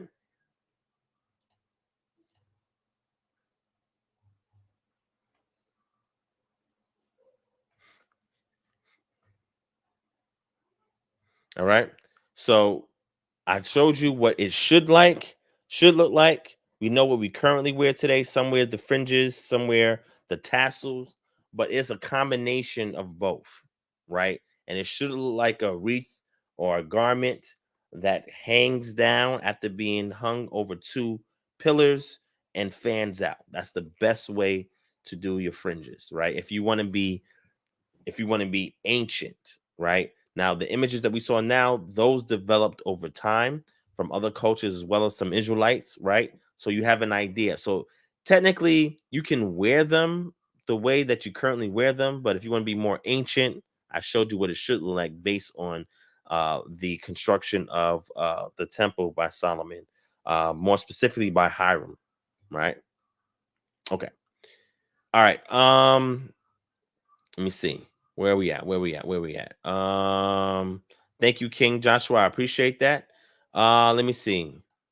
So thank you, Tat Case, for the donation. Divine, do you think you can ever get Yirmiyahu for a part 2? If he reaches out, email is kingdomharbinger@gmail.com. So if you're listening, Yirmiyahu, kingdomharbinger@gmail.com. Let us know if you're interested, and then we can do a part 2. Okay. Force end time prophecy to create order out of chaos and usher in their Messiah. Thank you for summarizing that, Jacolia Gems. Appreciate that. Right. Ayo Dehi Olawali. Hopefully I'm saying that right. Shalom. 1 Samuel 26:19. If Yod-Heh Wav-Heh has stirred up thee against me, let him accept an offering. Could we interpret this as David's suggestion that Yod-Heh-Wav-Heh can be palliated influence through an offering? Yes, he could be invoked and moved by an offering that we present to him, right? Depending on the circumstance and our situation, right? So yes, is the answer to that. Okay. Is the book of Revelation come from the same narrative as the Apocryphal? I'm not sure what that means. If you can rephrase that, that would help. All right, and I showed you the link for me and David Roll. So was a thief on the cross also an interpolation, since the concept is from an added text as well? No. So the thief on the cross is consistent with that chapter. What I'm saying is that the interpolation, the apocryphal interpolation element, is pulled from concepts that existed at that time amongst the Jews, right? So that's why it found its way into the text, right, in the book of Luke. But what I was saying was, but when you see the thief on the cross, right, that doesn't use the term abode of Abraham. It doesn't talk about Hades or nothing like that. It just mentions a place called paradise, in which the thief is going with Yeshua. Yeshua says, "You will be with me today in paradise," right? So no, that is something that from textual analysis is pretty consistent with the chapter, right? But when we read about Luke chapter 16, that is an oddball. And I sent you the article you can read on the Shabbat, and you can find out more details as to why I hold that position. All right. All right. Let me see. Yahoo, interesting. Is that why Yahoo took that particular name? No, they're completely unrelated. So just because there is a word like Yahoo in one culture does not mean that it's the same word in another culture, right? So Yahoo being the search engine, right, that then became an email server and email provider, right, that then became a whole conglomerate business. Its name is completely unrelated from Yahoo, which is the patron deity of Scripture. It's unrelated, right? So just because you see similar words, right, in different languages does not mean it's the same word unless you could prove it is a loan word that's being utilized. And that's not the case with Yahoo, right? They're completely unrelated. Okay. All right, let me see. Is there a Paleo Hebrew text divine? Not really. What I will say is, if you're interested in that, and I say not really because the jury can still be out. The reason why I say this is because there is an author by the name of Douglas Petrovich, whose work I use in a 2016 lecture, that gives a case for an actual Paleo Hebrew text, right? Now, what I can do is find his book and show it to you. So if you're interested, you can buy it. And I agree with a lot of what he says, but not everything, right? Where did I put the book at? Oh, it's over here. All right. The book is called Origin of the Hebrews: New Evidence of Israelites in Egypt from Joseph to the Exodus by Douglas Petrovich. I love this work. Again, even though I don't agree with everything, I agree with a large portion of it because a lot of the data that he has accumulated and interpreting helps to support the Exodus. I believe that there's a literary Exodus and historical Exodus. So I take a middle ground when it comes to the literary Exodus and the historical Exodus. And I think that's the safest place to be. That is true to what actually occurred, right? So one that can be proven from archaeology and one that is attested from the literature or scripture. All right. But if you're interested in that, this is a good book if you want to know any history behind that. Now, do we have any scripture in Paleo Hebrew? Well, yes, we do. So Paleo Hebrew was used amongst the Dead Sea Scrolls. 4Q22 is a scroll that actually has the Paleo Hebrew, right? But it's basically just classical Hebrew, just written with a different script. Now, that's Paleo Hebrew. Now, when I say Paleo Hebrew, and then you have what we call pictographic Hebrew, right? Like you get from Proto-Sinai, right? Which this book goes into detail about. There's no scripture we have written in that. We do have some written in Paleo-Hebrew, but having the original full scripture in Paleo-Hebrew, we don't have that. We do have some manuscripts from Dead Sea Scrolls written in Paleo-Hebrew, but it's same as classical Hebrew, just the script is different. But nothing that is older than that. Nothing from the time of Moses do we have, right? We don't have anything like that today. Hopefully that answers your question, all right? Is the burning bush Jesus, aka angel of the Lord? Shalom family. Judah, the burning bush entity is definitely not Jesus. I don't subscribe to that. And somebody would be hard pressed to prove that to me. Christians would say, oh, it's a Christophany. And I say, no, it's a theophany. It's not a Christophany. And they say, well, Jesus is God. So technically, I'm like, no, that's not the case. What you see as far as the angel of the Lord is the hand of Yah, disguised as a messenger. This is why it does not have a name, right?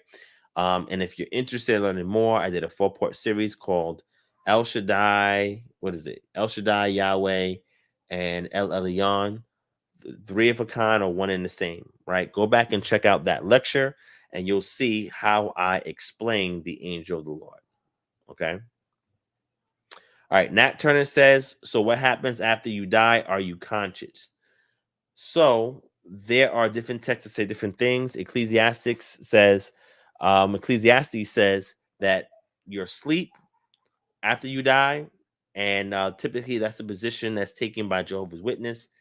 And then we see the situation with Samuel being invoked by the witch of Endor by means of the Most High to Saul, and he is cognizant of what was occurring with Saul. Cognizance, meaning he cannot be unawares. He is just in the realm where he's at peace. When they say sleep, he's at peace, but he is aware of what was going on with Saul currently. And he had insight on what was going to happen to Saul. Now, this could be unique because he's a prophet even after death, because he was able to know what was to take place and what was currently happening. But if he's representative of those who die, then we can say that there is some consciousness. Now, can that consciousness interact with those who are alive? Well, it had to be a supernatural intervention for that to occur, like Yah allowed to happen with Saul and Samuel. But in the book of Revelation, it talks about the souls that are under the altar, who have some conscience, and they're calling out for vengeance. And they would be told to hush and wait for more of your brethren to die before that time has come where vengeance is divvied out. The souls on the altar, they were cognizant of what was going on. They were conscious. They spoke or cried out. So there's some activity. To what extent, I don't know. I have no clue. I haven't died yet to come back and tell you. I'm not sure. But after we die, we will know for sure. I will tell you that, right? Now, regeneration. So regeneration and reincarnation are 2 different things. Regenerate is to make new again. Regeneration is referred to in scripture as being born again. That's being remade again, right? Reincarnation means you come back into the flesh. Incarnate is the flesh. You come back into the flesh. Some essence leaves and comes back into the flesh. Regeneration is not the same as reincarnation. Some people conflate the 2 terms. They are 2 theologically diametric positions. So if you're saying that if I die, will my soul come back? The scripture doesn't teach reincarnation. In regeneration, does that mean that I will have to die so that I can be born again? The text does teach that in the New Testament, right? Thank you, Aishu Cole, for sharing that link. So y'all click the link and go to part 1, 2, 3, and 4 and watch it in regards to the angel of the Lord. All right. I do speak on it in regards to that. Okay, let me see what else. Tawab Parya, what do you think about having children in these times? Well, according to Yeshua, woe to those who have sucked in those days, right? When tribulation is occurring. So, will I tell y'all not to have children? No, I wouldn't say that. If you choose to have children, and children can be a grave liability, have a plan of protection, provision, and guidance for your children as we are going through these end times, right? Have a plan, right? Do run drills and so forth, and then get your children involved when they are here, right? Teach them, make them aware so that they're cognizant of what's going on, how to be prepared, what to do in the event that they're separated from you. That's very important, right? Give them drills, right? So they can prepare, right? Teach them how to forage, right? How to get drinking water, right? How to filter that drinking water or water that you come across, how to be an invaluable asset without material items or goods to barter for. Make sure they have skill sets so that they are valuable. So in the event that they are removed for you, they're not disposed, but they are utilized. And they can survive long enough so they can meet with you again. So no, I'm not discouraging anybody from having children these days, but it will be rough. Just make sure your kids are part of the preparation, the emergency preparedness plan. Make sure the kids have one as well, right? With you and without you. Okay. That's my suggestion. Shalom, Karima Poet. Thank you for joining us. Shabbat Shalom. Do you agree with an all fruit diet in order to cure? No, I don't agree with an all fruit diet. I'm not a fruitarian. My position is that if you do have severe issues, right, you should have stay on a raw diet. So that includes adding vegetables as well, right? Make sure you're meeting your caloric intake for the day.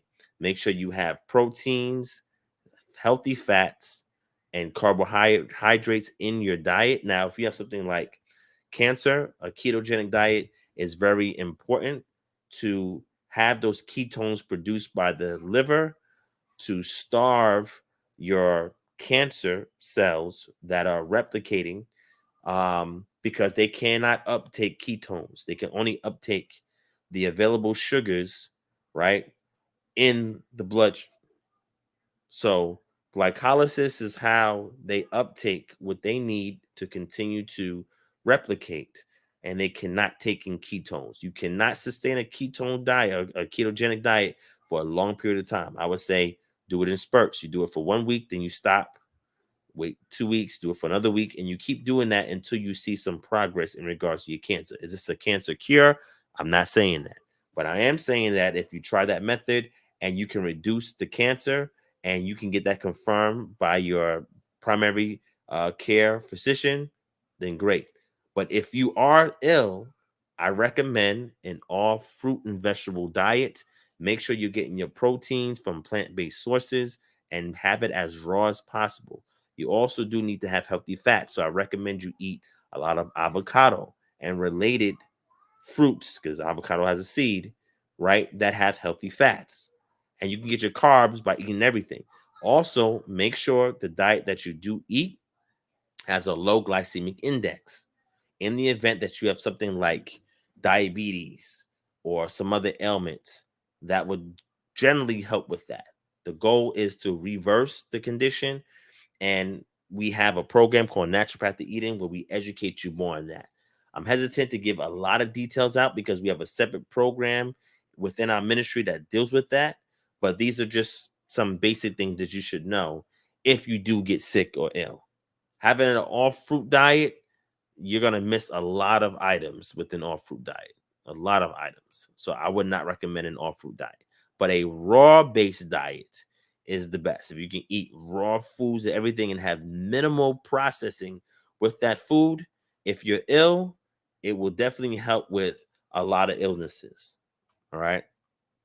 But again, you must stabilize the body before you can eat a diet like that. You must slowly detox till you get to a point where you can then tolerate a raw diet. You can't just do it cold turkey because you will have a lot of issues doing that, and you will not be able to sustain that diet over the long term. Okay. All right. Let me see.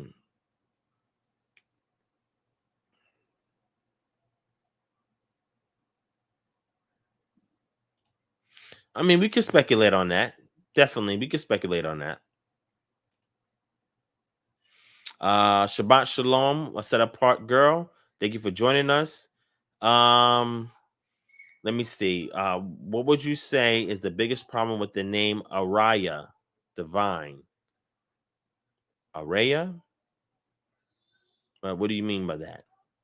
Please elaborate. Please elaborate. TVOI Jamaica. Please elaborate, my brother. All right. CPAR Talks. Shalom, CPAR Talks. Do you observe Hanukkah? No, I don't personally observe Hanukkah. No. I only observe the Torah prescribed feast days. That's what I observe. Now, would I partake in Hanukkah? So this past weekend, a friend of my immediate family had access to join them in their Hanukkah celebration, and I went and I joined them, right? So if I'm requested or asked, definitely. But me personally and my family, we don't celebrate Hanukkah. We don't celebrate Purim either. But there's nothing wrong with Hanukkah or Purim. I'm okay with that, right? But me personally, no, I don't celebrate Hanukkah.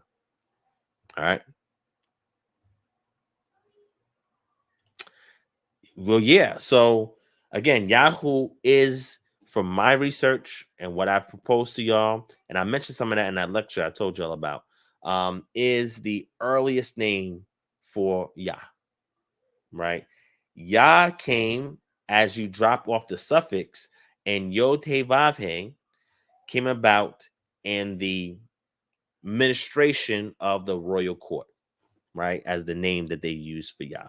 And that was the name that was chosen to be used in the literature, which is written after the events that we find in the royal court where Israel was sovereign in their land. Well, vassal at times, but sovereign at other times. All right.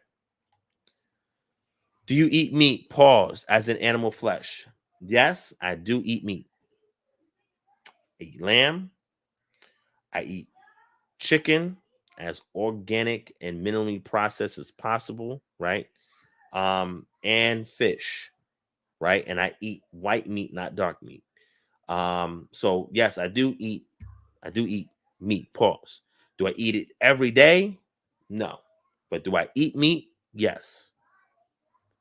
I do believe in a nutritionally dense diet. And I do believe in a variety when it comes to diet. So when you are a dietitian or you are a nutritionist, you understand these principles, right? Everybody thinks an all plant diet is the healthiest diet, and it is not the case for everybody. Everybody has different dispositions, and everybody cannot sustain an all fruit diet or all plant diet. No. My suggestion, have a varied diet. Have a nutritionally dense diet. Okay? And from time to time, make sure you are detoxing. All right? That's my suggestion. Very brief, but if you want more information in regards to health, email us at naturalpathtoeden@gmail.com. One of my mods can put that in the chat, but you can definitely email us there if you're concerned about health, and we can give you the skinny on what to do with any health problem that you may currently have. All right? Okay. Truth says, I rephrased my question. Okay, the book of Revelation is talking about the end times, but so is the apocryphal. So is the book of Revelation a spin off the apocryphal? No, it's not. The book of Revelation is an apocalyptic book, and there are apocalyptic elements that are in the apocrypha. But the apocrypha, those elements you find that are apocalyptic in the apocrypha that point to the end times, those are later interpolations to the apocrypha. Why? Because the language is very Christian. So it has been added to the apocrypha itself, right? Now that requires an in-depth textual analysis for me to walk you through that. But if you're interested in a book in regards to that, email us at kingdomharbinger@gmail.com. We'll send it to you, or you can sign up for the Patreon, and we have books on the Patreon about this. All right. But thank you for your question. I appreciate it. All right, let me see. Let me see.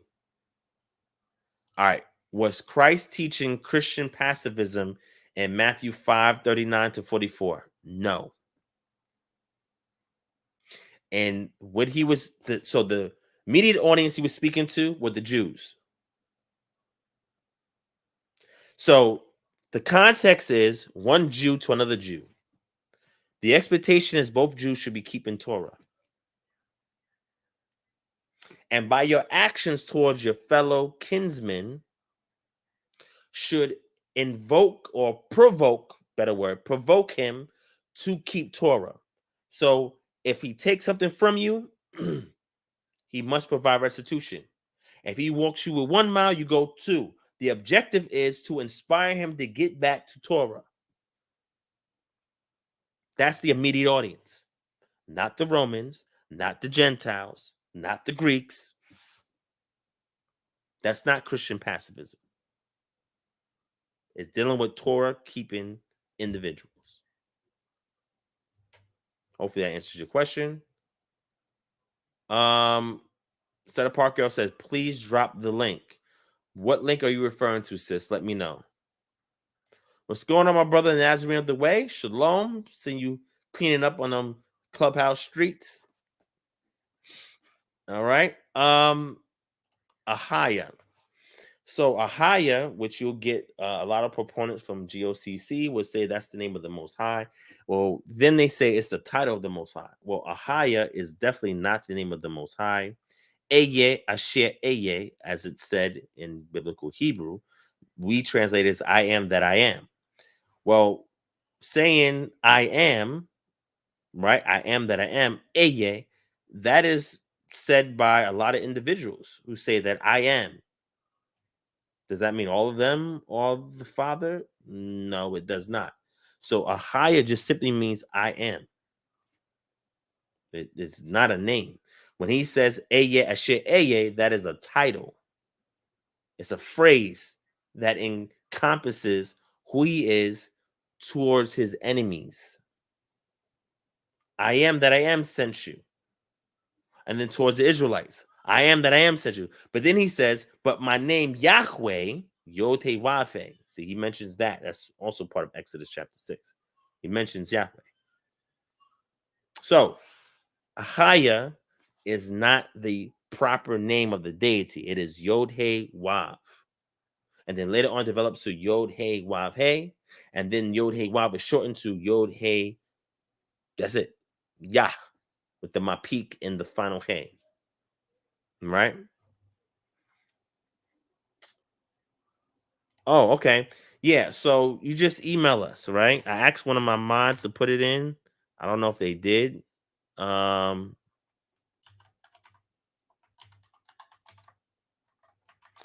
so what we do is we provide free consultations when you email us. And after we give you a free consultation, if you want us to provide you with a regimen, we're more than happy to do so, but that is an added service, right? So if you're interested in that, that is the email. I'll put it up on the screen, naturalpathtoeden@gmail.com. All right.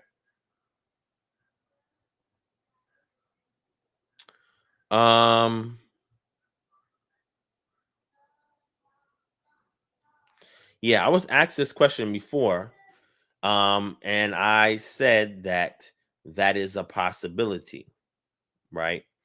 The time period that I propose, let me bring it up.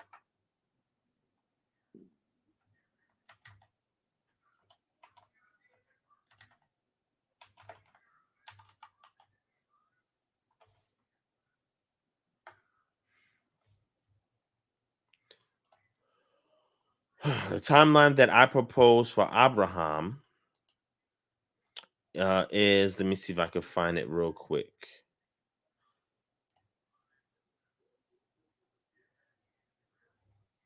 Let me see if I can find it real quick. Let me see. The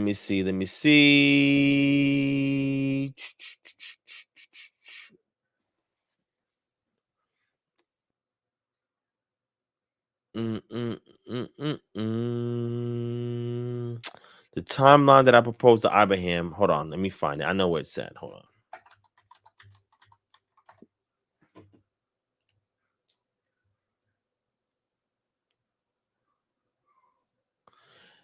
The timeline that I proposed for Abraham is around 2166 BCE. So the Nasut, which means king or pharaoh, in Medu-Necha,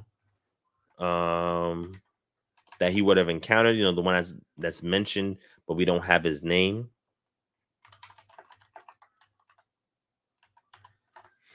And I speak about this in another lecture, but from 2166, you will have Intef the first, and then his successor, which is Intef the second, right? So it could be either or, Intef the first or Intef the second. I propose that it's Intef the first, but some people say it's Intef the second. It all depends on the proposition you make for the date and the time of Abraham, right? So that's why I say it could be, but I lean more towards Intef the first, right? That's my position. All right.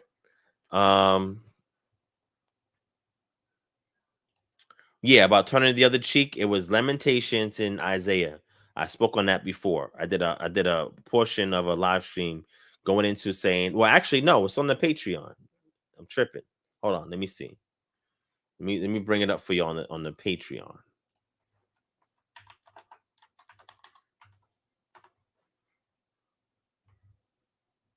Yep, it's on the Patreon. I'm gonna give you the link for those of you interested about turning the other cheek.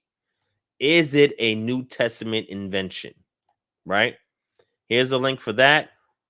Go check it out on the Patreon. All right. Skylark Pro Wrestler, Shalom. What's going on, King? I'm doing well, a little tired, as you can tell from my verbal acuity diminishing a little bit. You know what I'm saying? I'm doing well, though. You know what I'm saying? I'm looking forward to next year when I'll have more time to create more videos, start the classes, and so forth. I try not to rush anything. This is why I put things off. I'm a perfectionist, and that sometimes that causes me to procrastinate so that I get all my ducks in a row and whatever I put out is sustainable, right? So there's a lot of lectures that I promised y'all. I want to start pushing them out next year. Classes, start doing that next year when my schedule will be freed up and I have more availability to do so. Okay. Other than that, I'm doing good. Working my 2 jobs, taking care of my family, handling ministry items behind the scenes. And I thank all of y'all for continuously supporting the ministry in the absence of a ton of content, right? Appreciate y'all for that. All right. Anytime, sis. In regards to preterism, I am a partial preterist, right? Preterism means a full preterist is somebody that believes that all the biblical prophecies have been fulfilled at around 70 AD. Partial preterist believes that a good portion of them have been fulfilled at that time, and there's still some to come. And those who are not a preterist, but they are futurists, believe that all those events as mentioned are going to occur in the future. Preterism and futurism was created by the Roman Catholic Church. I talked about this before. I gave your resources on it, but it was created by both of them, right? And there are names of the priests who created both futurism and preterism, and the reason why they created it is to remove the Catholic Church from being the beast that is spoken of in Scripture. So, but let you research it on your own. But if you want more detail on that, I have some of that information on the Patreon, and or I could just speak about it another time. Just ask me as a first question in the future. All right. All right. Let's see. It's the Sabbath right now.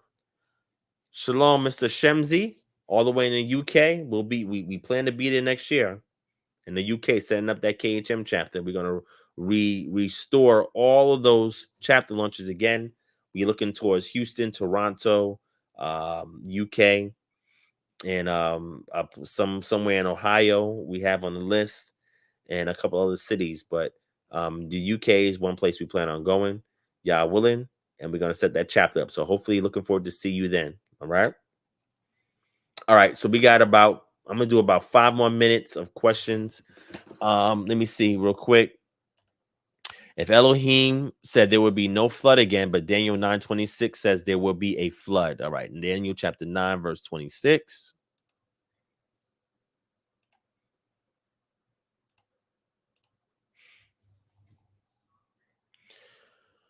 All right.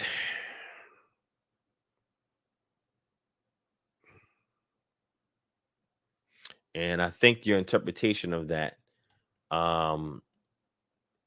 is the reason why it seems that the two contradict, right? So we got to read the context, right? So the context of this in the infamous 70 weeks scripture, right? 70 weeks are decreed about your people in your holy city to finish the transgression, to put an end to sin, and to atone for iniquity, to bring in everlasting righteousness, to seal both vision and prophet, and to anoint a most holy place. Know therefore and understand that from the going out of the word to restore and build Jerusalem to the coming of an anointed one, a prince, there shall be 7 weeks. Then for 62 weeks it shall be built again with squares and moat, but in a troubled time, right? So you see, squares and a moat, right? So being built again is referring to Jerusalem, the city. All right. After 62 weeks, an anointed one shall be cut off and shall have nothing, and the people of the prince who is to come shall destroy the city and its sanctuary. Its end shall come with the flood, and to the end there shall be war. Its end shall be come to the flood. That is not saying that the whole known world will be flooded with water. It is referring to Jerusalem, the city, and the sanctuary. And to the end there shall be war. So this has to do with this prince, this anointed one, Jerusalem, the city, the sanctuary, and war. And desolations will be decreed. So whatever this flood is, it can be symbolic or literal. It is just local to Jerusalem. So therefore, Elohim is not breaking his pact with humanity that he will no longer flood the earth again. All right. All right. The language you get in Daniel chapter 9 is apocalyptic. The language you get in Genesis chapter 9 about 8, 9, and about the earth not being flooded again is a narrative, right? It is not designed to be apocalyptic in any way, shape, or form. It is referring to the cosmogony event, right? And the reshaping of the anthropogenic event. Okay. So it is not related to this apocalyptic language here that we find in Daniel chapter 9. All right. Shalom, Othniel Israel. Shalom, King. Shalom, shalom. All right. Appreciate that, my brother. Thank you so much. I'll try. All right. Oh, yeah. We're going to H-Town, man. Listen, Houston, y'all been harassing me since 2022 about this chapter launch. So y'all are the first place that we planning to go to launch a chapter. And if all goes well, it'll be after Passover next year. All right. So hang tight. Hang tight. All right.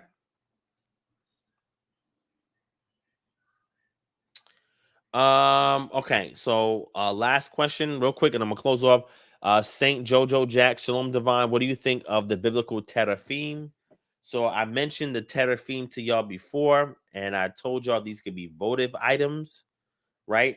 And the teraphim is not outlawed. It was something that was part of the biblical custom, and it represented something. Now, the moment you start worshiping the teraphim as the creator, that's when it becomes problematic. But the teraphim are votive items that are either heirlooms or talismans or represent a contract between a deity. So typically what people would do with teraphims, just like we find the JPFs, the Judean pillar figurines. These were votive items, which means somebody makes a vow, and the item that's created, the teraphim, is representative of that vow. It is a reminder, a physical item that reminds a person of a vow they made to a deity, right? And they also represent the deity as well. Whatever these items are, typically teraphim that are biblically prescribed or biblically done customarily, does not have what we would call very detailed features. Is typically generic, but it represents an aspect of the divine. It can represent a vow with the divine, right? It can also represent ancestors, right? Just like today we have pictures of ancestors, right? Most people don't worship the picture. They're just representative of the ancestor, right? They have sentimental values, right? Like we see with Jacob and his wives, right? They took their father's teraphim, right? David had a teraphim. You know what I'm saying? So a teraphim is not anything that is bad or wrong. It is something that is part of the culture. But when one starts worshiping it as the patron deity, then it becomes problematic. Just like me using a picture of my grandmother who passed and I start worshiping her, that's when the use of that picture becomes a taboo in my culture. All right. All right. Well, the Midrash can say whatever it wants, right? But we have more corroborative evidence from the ancient Near East itself, which predates the Midrash, in regards to what the teraphim is. This is pure speculation on part from Midrash, right? So yes, I'm aware of what you're saying about it telling oracles, but we have nothing from scripture that shows that. Nothing, right? So, for example, the scripture you're talking about, let's close off on this, right? The scripture you're talking about,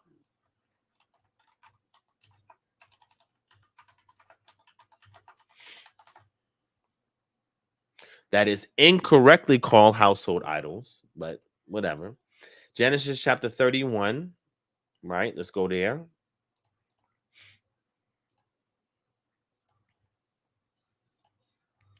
Genesis chapter 31, and we're going to go to verse 34, I believe.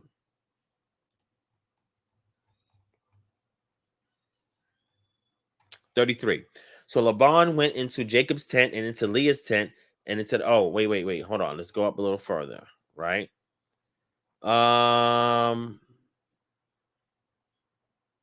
Verse 30, and now you have gone away because you long greatly for your father's house, but why did you steal my gods? What you mean, my gods? Why did you steal my gods?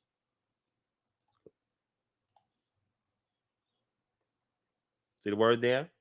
Elohe. Elohe. Why have you stolen my gods? Right? So what you mean, my gods? What? People say, oh, you're talking about idols, right? Okay, let's see. Jacob answered and said to Laban, because I was afraid, for I thought you would take your daughters from me by force. Anyone with whom you find your gods shall not live. In the presence of our kinsmen, point out what I have that is yours and take it. Now Jacob did not know that Rachel had stolen them. So Laban went into Jacob's tent and into Leah's tent and the two servants, but he did not find them. And he went out of Leah's tent and entered Rachel's. Now Rachel had taken the household gods. That's the word for teraphim, right? They translate it as idols, household gods, right? Let's get into it, right? Nothing about divination, right? The hot teraphim, right? Teraphim, right? So that's the word that we're looking for, right? Teraphim, and it is a kind of idol, it says, perhaps a household idol, perhaps. No. It is similar to a votive item, right? A kind of idol, object of reverence, and means of divination. Now, this is drawn because the Brown Driver Briggs pulls it from Judaism, i.e., Midrash. But it is an object of reverence. This right here, right, where it says object of reverence, is the more ancient. And we see that all throughout scripture. So outside of Genesis 31, we have Judges, where we see the same word, which is used more in Judges. We have teraphim here in 1 Samuel. So the question is this: if David, let's go to David real quick, right? 1 Samuel 19, verse 11. Saul sent messengers to David's house to watch him, that he might kill him in the morning. But Michal, David's wife, told him, if you do not escape with your life tonight, tomorrow you will be killed. So Michal let David down through the window, and he fled away and escaped. Michal took an image. Is that verse 13? Michal took a what?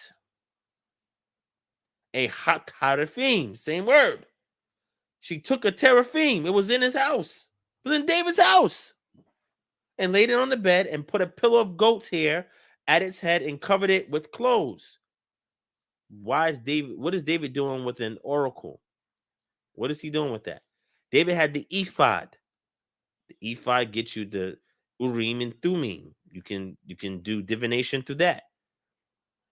David also poured out libations of water. When his men came and got him the water, he didn't take it, he poured out a libation. David also was in the temple, ate the shewbread. David also knew the Most High as a friend. Why would he need a teraphim as an oracle? So then again, you got to ask, why is a teraphim in David's house? If it's an household idol, which I said is not a good translation. David had one. So David would have been breaking the law if he had a household god or idol and was worshiping it. Surely the text would have said something about that, because when he committed adultery, the text is very clear that he had broke the law. So I disagree with Midrash on that. I believe that interpretation is more recent and it is not ancient, and it does an injustice to the context of the text. All right? That's my position.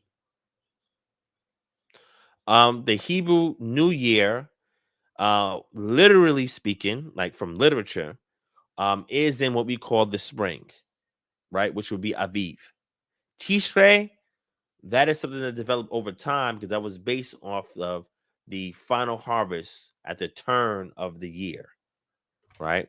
It's almost like what we say the fiscal year, right? It was the beginning of their fiscal year, right? So hopefully that answers that question. All right. So I'm gonna close out here. Rav, I see your question.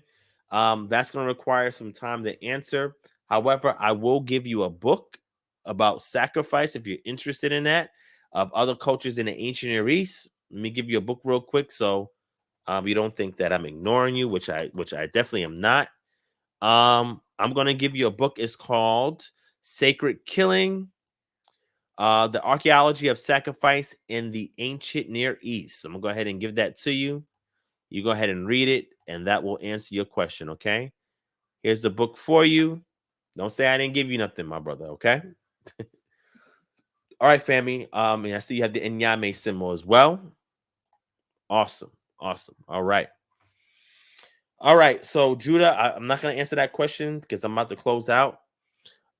So thank y'all for your time. I'm gonna try to keep this session short because I am tired. I need to get some rest and enjoy my Shabbat, but I want to sacrifice and push through to give y'all some content. Hopefully you enjoyed it. Hopefully it was beneficial.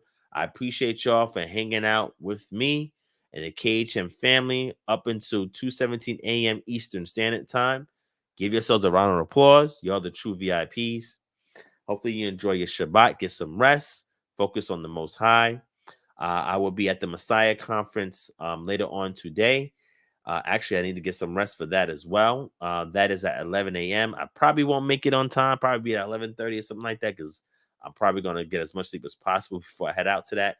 But if anybody's interested in going, if you're in Atlanta or the surrounding areas and you need sponsorship for a ticket, email us at kingdomharbinger@gmail.com, and I will take care of you so that no one misses this event who wants to make it but cannot afford it. All right. And we will keep your name anonymous and no one will know. All right. All right. So keep me in your prayers, family. Thank you for all the support. The best way to support this channel is www.patreon.com/DivineProspect.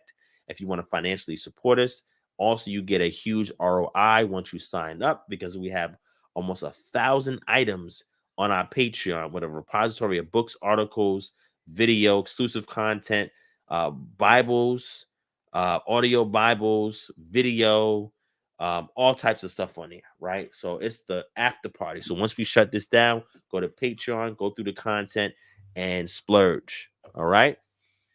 All right. Love you, family. Shout out to Julie, daughter of Zion. Shalom. Let me see. Anybody else? Anybody else? My brother Seth. What's going on, Seth? Haven't seen you in a long time. He said not 3 hours yet. I know, brother. I know.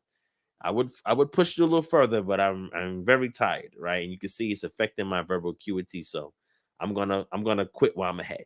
All right. But I will be live again. I will get some content for tomorrow and post it up for y'all. And I will be live again during the so-called holiday, since I will be off and I'll have time to, come live and talk to y'all.